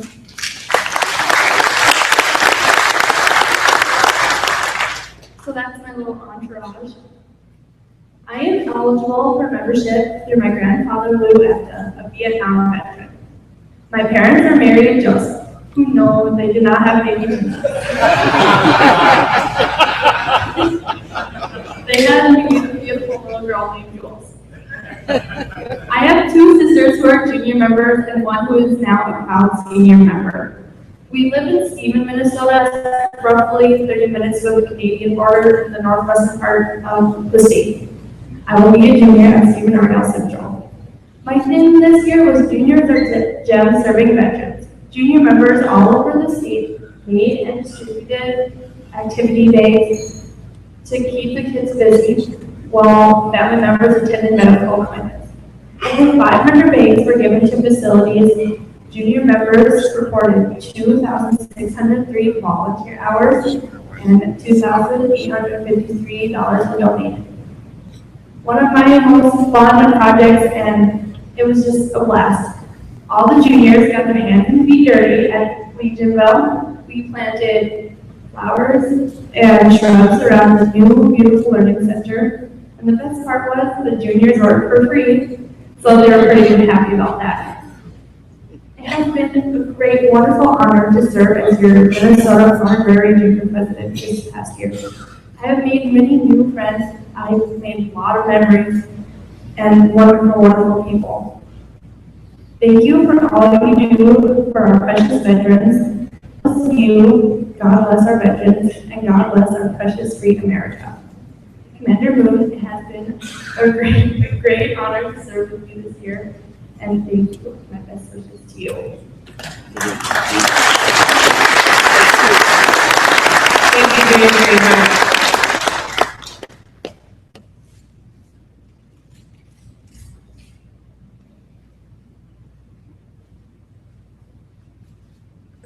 I've seen and met angels wearing the disguise of ordinary people living ordinary lives. Tracy Chapman. You're my angel. Thank you for your service, freedom for everyone to enjoy living in the USA. Thank you for your leadership this year. Thank you for being a junior when you were young. Juniors. Thank you all so very much. I'm so proud of all of you.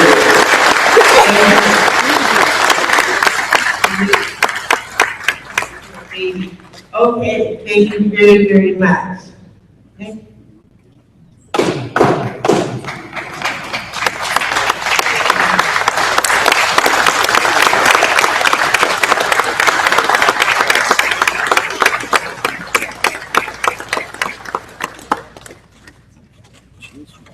I have the privilege of attending their junior weekend this year, and let me tell you, they had a great turnout, and those girls are so full of excitement.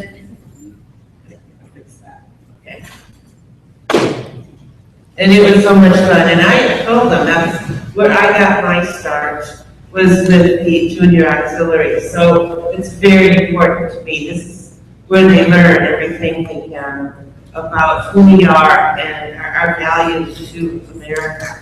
And all my children, when they were young, my girls were junior auxiliary members, and my granddaughters are all junior auxiliary members. So I appreciate what they do. We're going to continue with our award presentations. Our next one is Glenn Mueller for Operation Postal.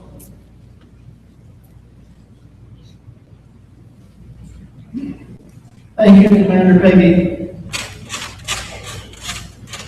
Post Operations Home. How many of you know about it? Very few of us. I've got 3 certificates of appreciation for the awards that have been done in different districts. I will read your post number out and ask somebody to come on up. That post will be recognized and get their certificate. Post 9 from Winona, the MJ London Post. And here's the article that I want to bring out. Very important. Every person has a story. This Winona veteran who died alone, laid to rest on full honors. How many of us post do military honors? Each and every one of us. But how many of us know of somebody that lived alone, had no family? Maybe it was homeless, but it was not a number. This article was rolled up in the paper, and I thought it was very beautiful and very fulfilling. One by one, they made their way from cars behind the narrow roadways up and down the hillside cemetery. Well over 100 men, women, and children together under barren trees and late in winter, sky high, of a man virtually no one knew, no one met. As they assembled, scores of veterans, attention, flanked snow-flanked pathways. Cemetery where Richard Rose, 72, a known resident, U.S. Army veteran, was laid to rest on Monday. Shortly before 2 p.m., Pastor Rick Davis stepped to the head of the flag-draped silver casket to begin the graveside service for a man who days before fear faded to pass from life unnoticed and unmourned. Rose was found dead in his East 3rd Street apartment on December 16th. He left no will, with no family or next of kin to be located. His remains were returned to Huck Funeral. Presumably, he was interned anonymously to a county by the county expense, but no one should go to the grave unnoticed. Huck Funeral Home Director Rick Hunt believes she arranged for civil graveside honors conducted by the area veterans, VFW, and Florida Legion honor guards. And saw it to a story of a man apparently forgotten forever, who would not go unremembered. He lived alone, died quietly. Agnes said he was not a memory, but a man, not a stranger, but a son. His family has lost once, as he has lost to them. But he has said, but he was one of us. And for at least one man in the crowd, Richard Rose was a friend, lost and laid to found. He went by a nickname called Dusty, said Tom Hunt, a former co-worker at Watkins years ago. He was fun to be with. He liked joking around. Hunt remembered, but outside work he kept to himself, just like many veterans do. They are alone. He had a girlfriend one time, but it didn't work out. Other than that, nobody Hunt said knew of him. Everybody lost touch after he left Watkins.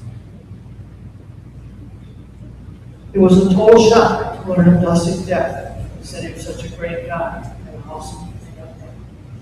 3 volleys were fired, Jack Southern.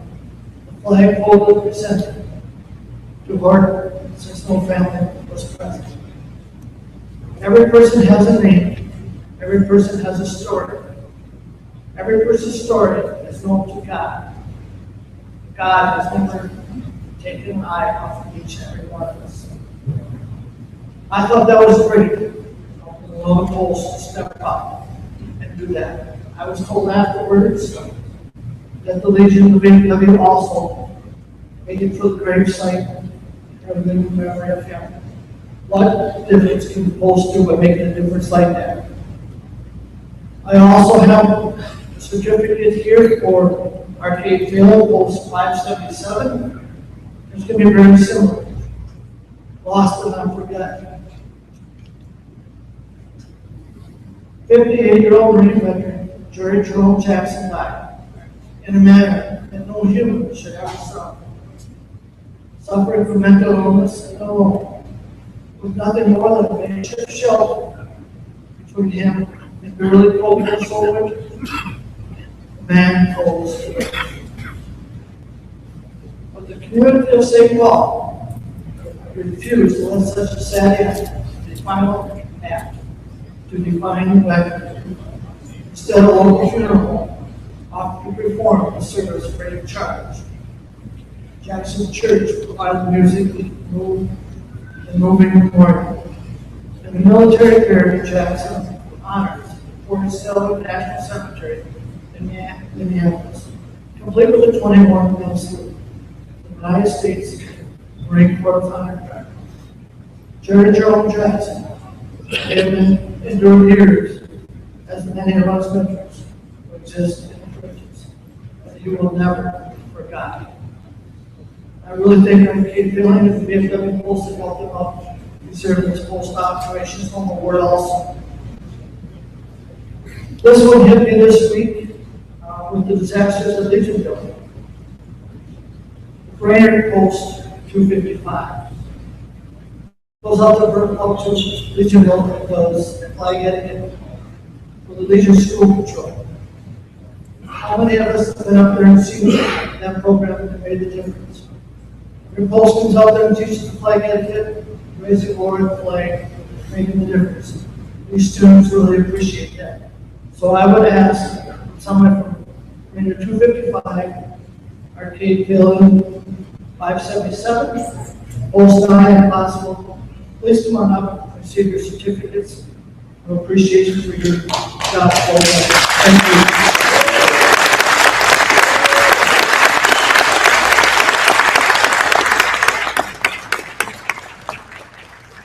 It's been a great honor to do this post operations home. Thank you. Thank you very much, Glenn. What a wonderful report.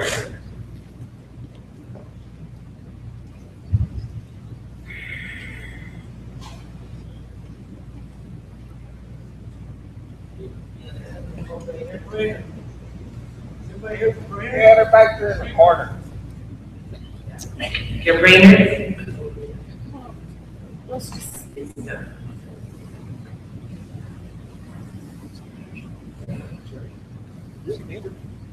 up there. Bring it. Put in the ward. I do. Good look. Mickey Mouse. So go up there.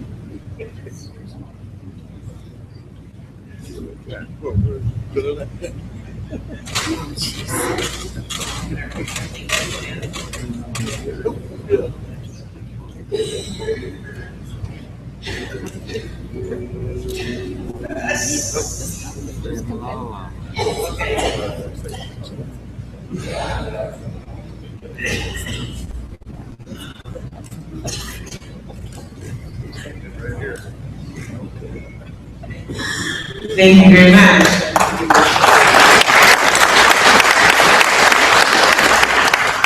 And that brings us up to Bob Mace. Dave.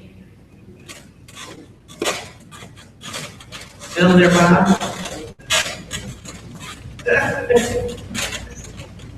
Thank you. Many thanks to us, and we'll go 72 for hosting the Tuesday golf tournament. That was a great tournament. We were at 30% of 214. The 216 tournament will be hosted by Albany Post 56, the holiday camp. The tournament will start the 30 weekends in February and run 8 weekends with Easter weekend off. We have not received any bids for 2017. If you want to bid, the forms have to be in by October 20th. We vote on the slate that we did on the meeting. This year we had 142 teams and 14 silver teams. This time I turn to our Secretary John. You'll give out the awards if you leave the post. Thank you. Thank you, Rob. Thank you, Commander. This year, I want to thank everybody for coming out, bowling, and having patience with me again this year. I made it through another year. I'm getting better at it, but not too many more years. The singles winner was from Wake Park, Travis Steve, over 801. Doubles was won by Richard Smith and Tim Gray from Norfolk. They both 15-17. All events went to Nick Steven from Wake Park at 2207. And this year's team winner was from Lansborough with a 2,876. Team members were Gene, Gary, Clay, Wangan, and Paul Hansen. So if there's any representative from Lansborough or vice commander from that area, would you please come up and accept the trophy and make sure that the post gets the trophy? Nobody? I'd have a vice commander. Anybody that lives on Lansborough? Where is it? Wow. Somebody lives out there. Where is it?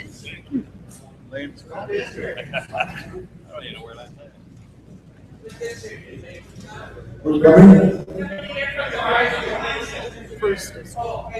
Okay, we got somebody here. Just like Bob said, make sure we're in Albany next year. They have 20 lanes. make sure that you sign the book, have your paperwork in to me by the end of the year, or your reserve spot will not be there. So I got 3 weekends already booked solid, so make sure you do that.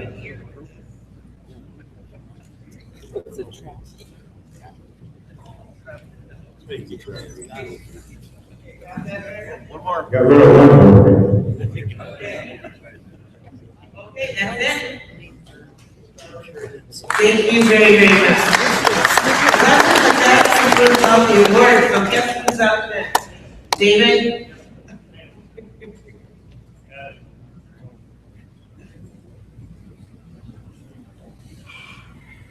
The appointment committee. You got it. Good morning.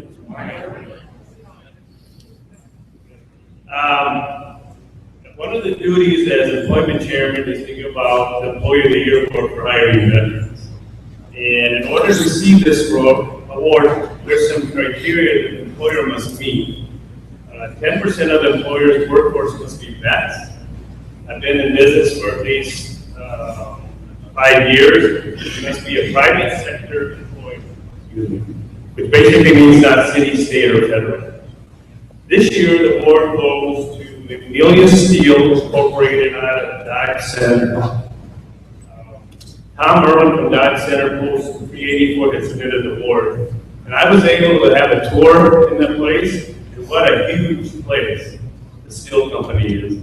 And I think that they employ about 40 to 50 veterans there. And they do a great job. They have a sign when you come in to the big plant that says, "Welcome veterans." And I think on Veterans Day, they give a veterans meal to all the veterans. So they do a very good job. Nobody from the company could be here today, but I have 2 people deal. One up. They have a nice plaque we'll give them.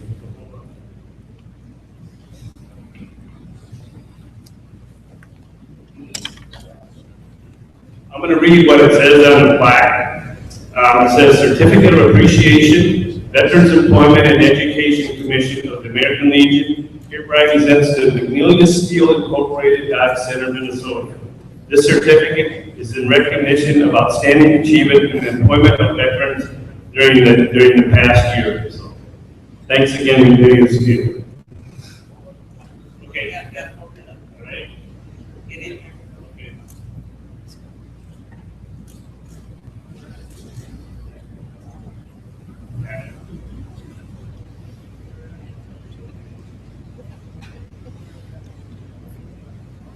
Okay.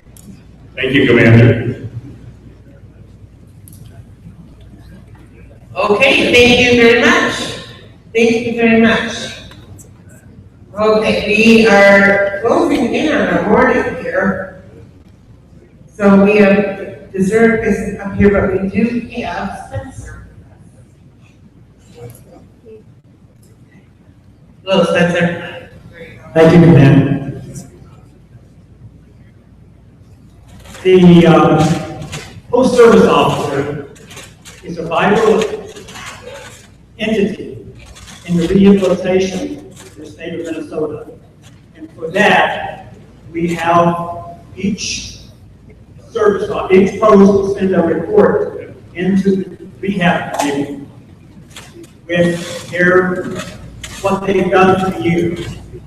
And each district has a national award for one post-service officer from each district. And that award is a Citation Meritorious Service Award from National. The following people, if they would come down and stand up here by Ray Dessert over there, to receive a Citation for Meritorious Service Award. For District 1, it's Leslie Hendricks. If Leslie or someone for Leslie can come over and receive that for me. From District 2, the post-service officer is Ned Jones. For District 3, Ed Milan. For District 4, Heidi Schmidt. District 5 did not have a report. For District 6, it's John Miller. District 7 had no report. For District 8, it is D. Marvin Hill. District 9 had no report. And from District 10, it's Frank Mentor.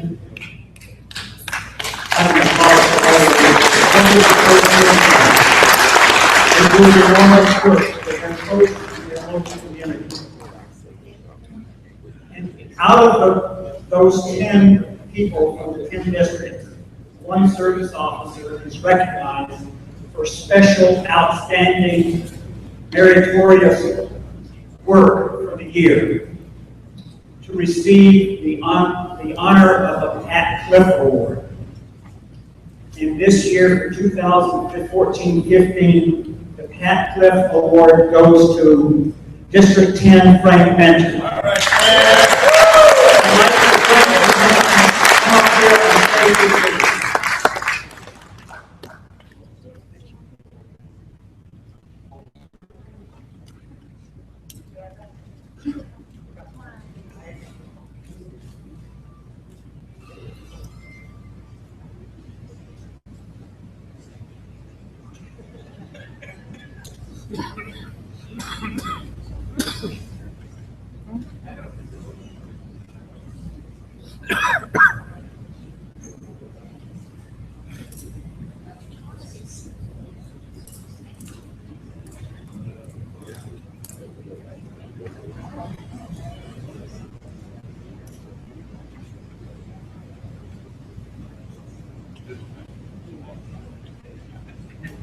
You might want to say it again.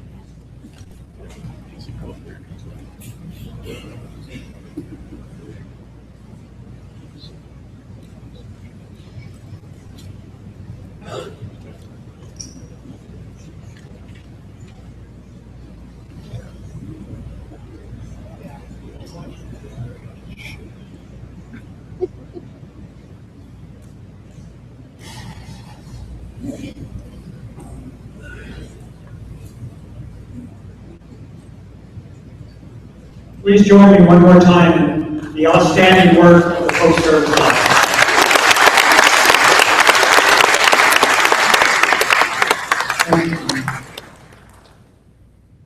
Thank you all very much.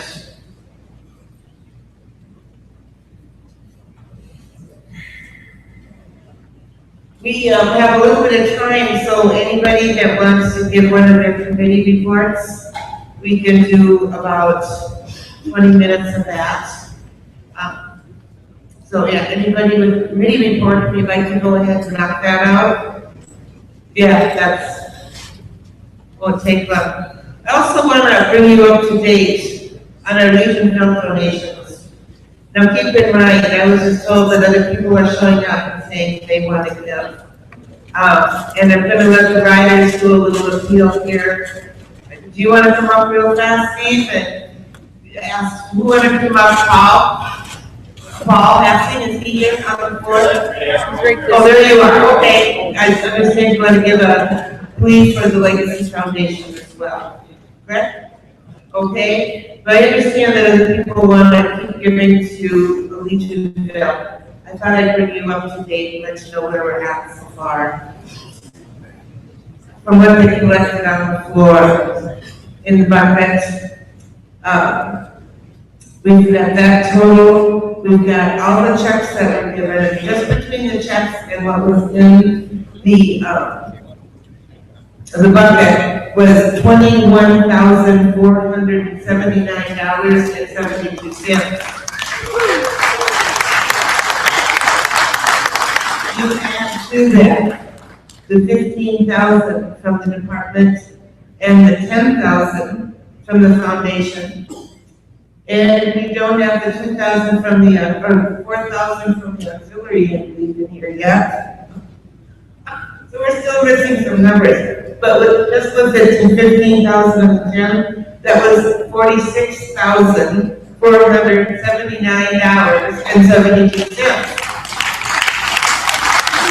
So the auxiliary check is clearly going to bring us up to just think what we can do when we all got together, plus the wonderful law officer here, firefighter of the year, has given us back their checks, and we will see if anybody else wants to donate before we leave this morning. So with that, let's have Paul, why don't you, I know you were, people are interested in the legacy.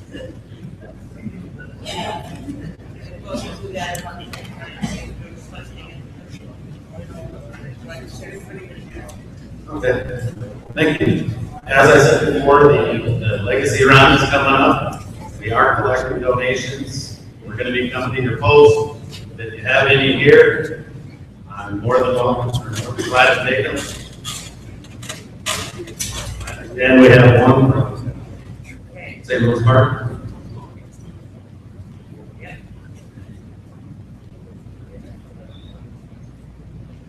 St. Louis Park, almost 22 is, when you kick up your kickstand here, with a check for $3,500.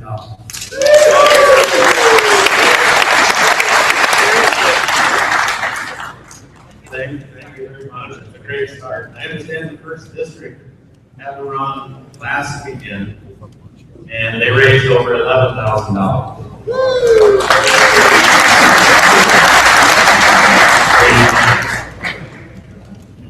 We at Bloomington, my goal, we have a donation, and I'm not going to tell anybody what it is. But there's a challenge out there. If any district can beat what Bloomington donated, Steve Sullivan will show up at district convention wearing a pink tutu.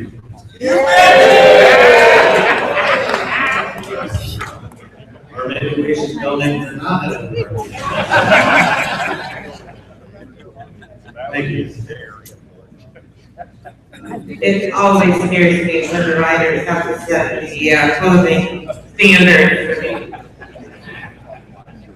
for the fall conference. I was just told as well, although the check isn't here yet, that Melrose Post 101 is donating $2,000 to Legionville. So we just need to fantastic. Did you write that down? Okay. So put Melrose down. We have to know a finance head. Okay, so who do we have here first? You want to start with Mr. Kellogg?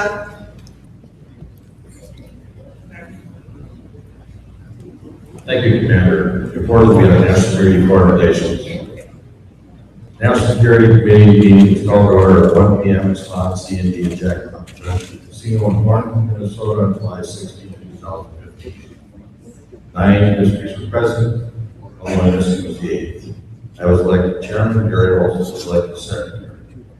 It was moved by Darrell Redpenny, moved Beyond the Yellow River program in cities and counties as previously mandated. It was moved by Pat Logan that resolution 4 be read and approved. Motion is carried. The committee annual meeting, district commanders, please make note of this, and your chairman. The committee's annual meeting will be the 18th through the 20th of September at Camp Woodley.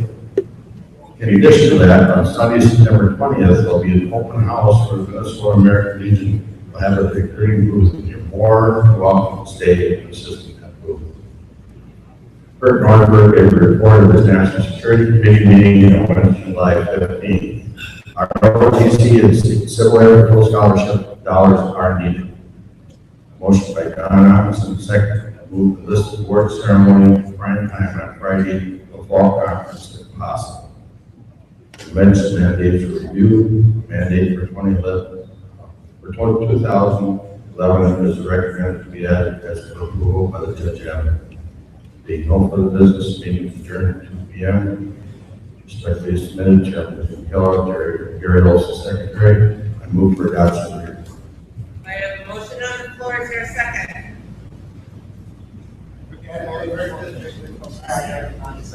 I have a second. Is there any discussion? All those in favor say aye. Aye. Opposed? Motion is carried. Thank you for serving. All of a sudden, we're going to make everything up out there. Okay, who do we have next? Children and Youth?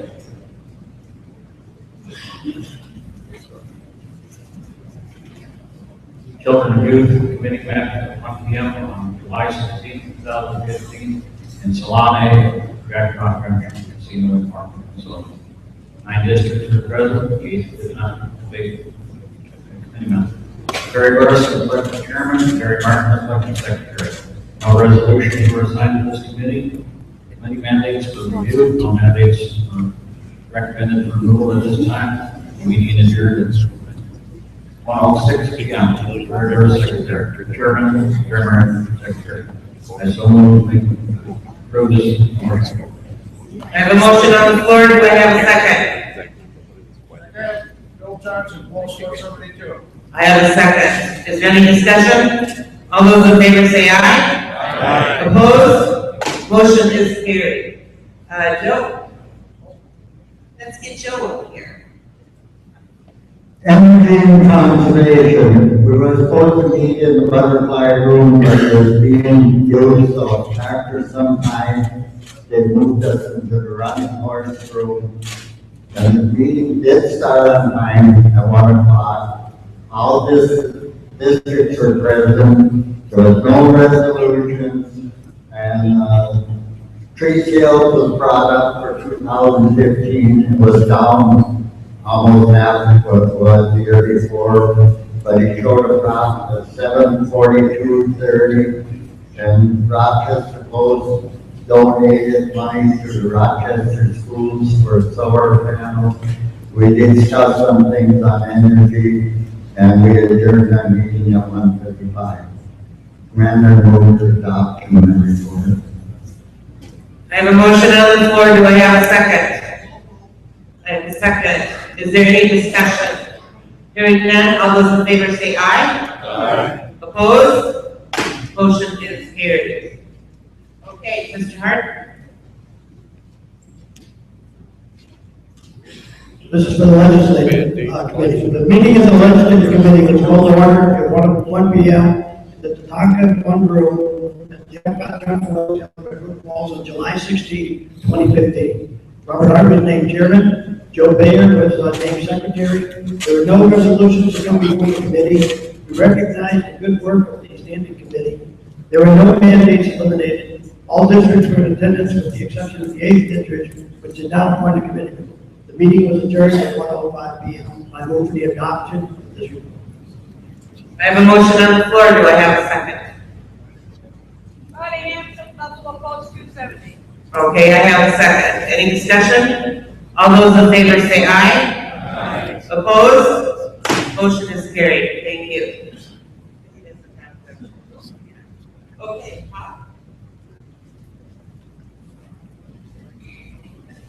It's me again. The employment committee meeting was called to order at 1 p.m. in Tatanka 2 at Epcot. I was elected chairman and Paul Kafka was elected secretary. All districts were present. Resolution 5 was assigned to the committee.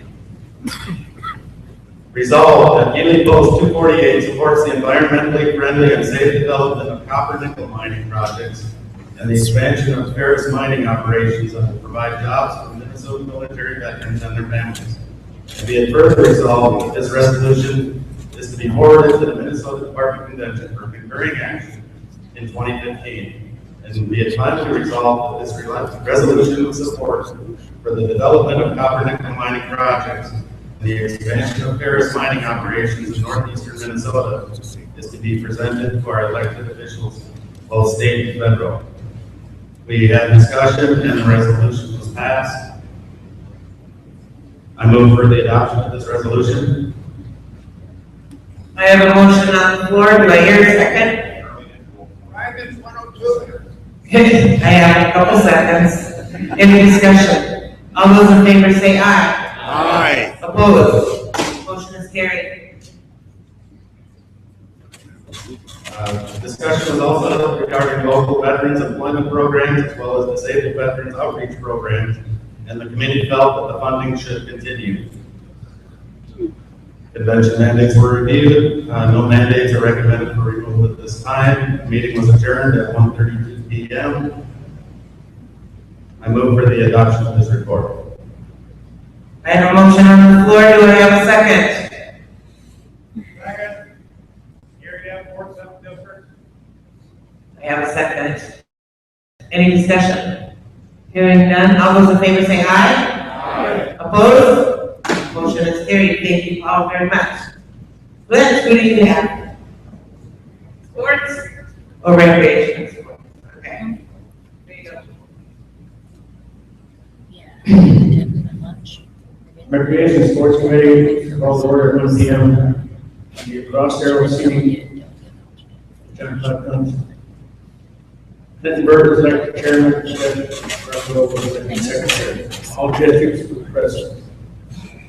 Resolution 6 is assigned to the committee to reject. If the district representation, Nick Kalos, explained the resolution approved. This resolution was adopted by the 5th District at the district convention held on June 6, 2015. They also explained the history and reasoning of the format that is currently in place. All of the districts rejected this resolution. Districts 1, 2, 3, 6, 8, 9, and 10. The following districts approved this resolution: District 4, 5, and 6. 4, 5, and 7. So it's 7 and 3 rejection. You saw that the Minnesota Department Commander and Executive Committee directed the Department Baseball Committee to include and offer all districts seated as representation in all District 1 and District 2 annual state baseball tournaments beginning within 2016 baseball season. And it be finally resolved that a copy be forwarded to the Department Convention held in July 16, 17, 18, 2015 in Beverly Falls, Minnesota for enactment. This is the conclusion of our meeting. Is adjourned. I accept the option. I have a motion. I have a motion on the floor. Do I have a second?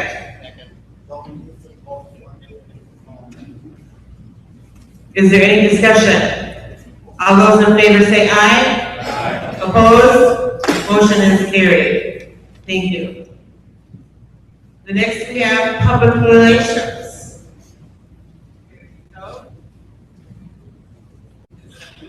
Good morning. Good morning. My name is Brenda Severson from the 2nd District. And for public relations, we met at 1:04 p.m. in Cross Arrows 1B at Jack Rock Junction on July 16th. Jennifer Havlick was elected chairman, and myself, Brenda Severson, was appointed secretary. All districts were present except the 7th District. No resolutions were assigned to the committee. District and state websites were discussed on how to improve the functionality. New trainings and new events will be scheduled. Commanders will be notified to assist in the dissemination of the information. The district portal of mylegion.org was also discussed along with recommendations of the other websites. Memberships was discussed and reasons how to belong.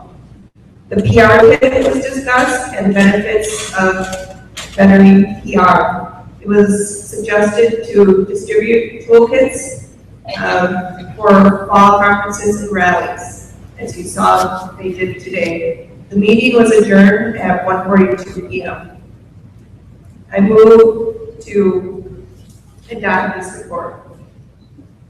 I have a motion on the floor. Do I have a second? Second, Newman, 102. That's okay. Any discussion? All those in favor say aye. Aye. Opposed? Motion is carried. Thank you very much. Yeah. Okay.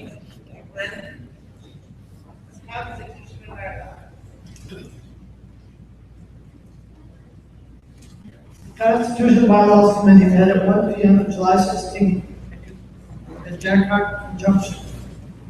The Ms. Salon B. and Jack Rock Construction Board of Minnesota. 9 districts were present, the 8 did not have an appointed chairman.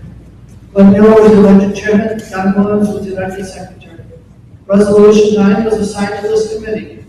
Discussion was held that the resolution was ambitious, the original intent they were unable to ascertain.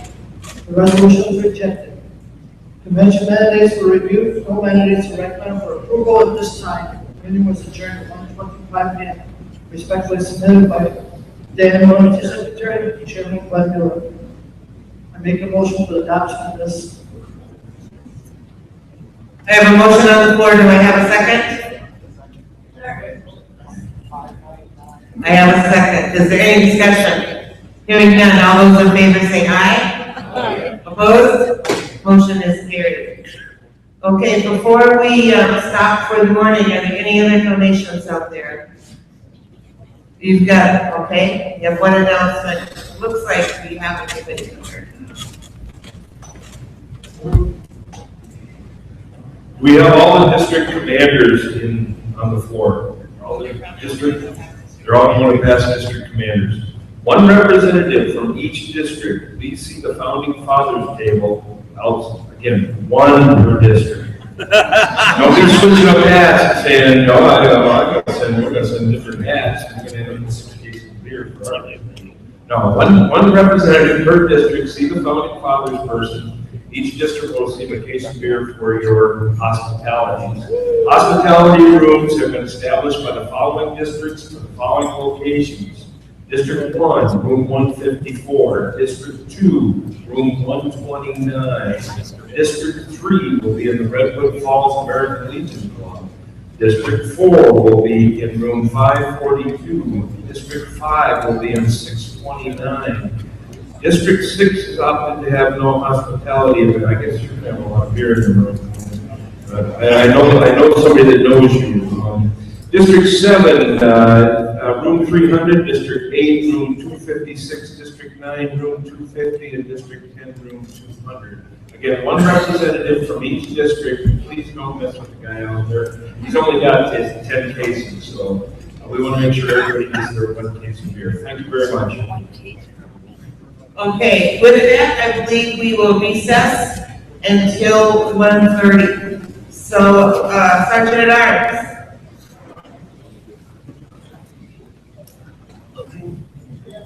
Will you help us pay respects to the colors of our country, please?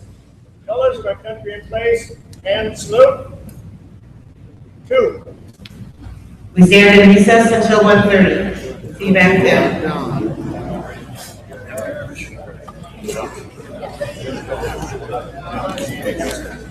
There.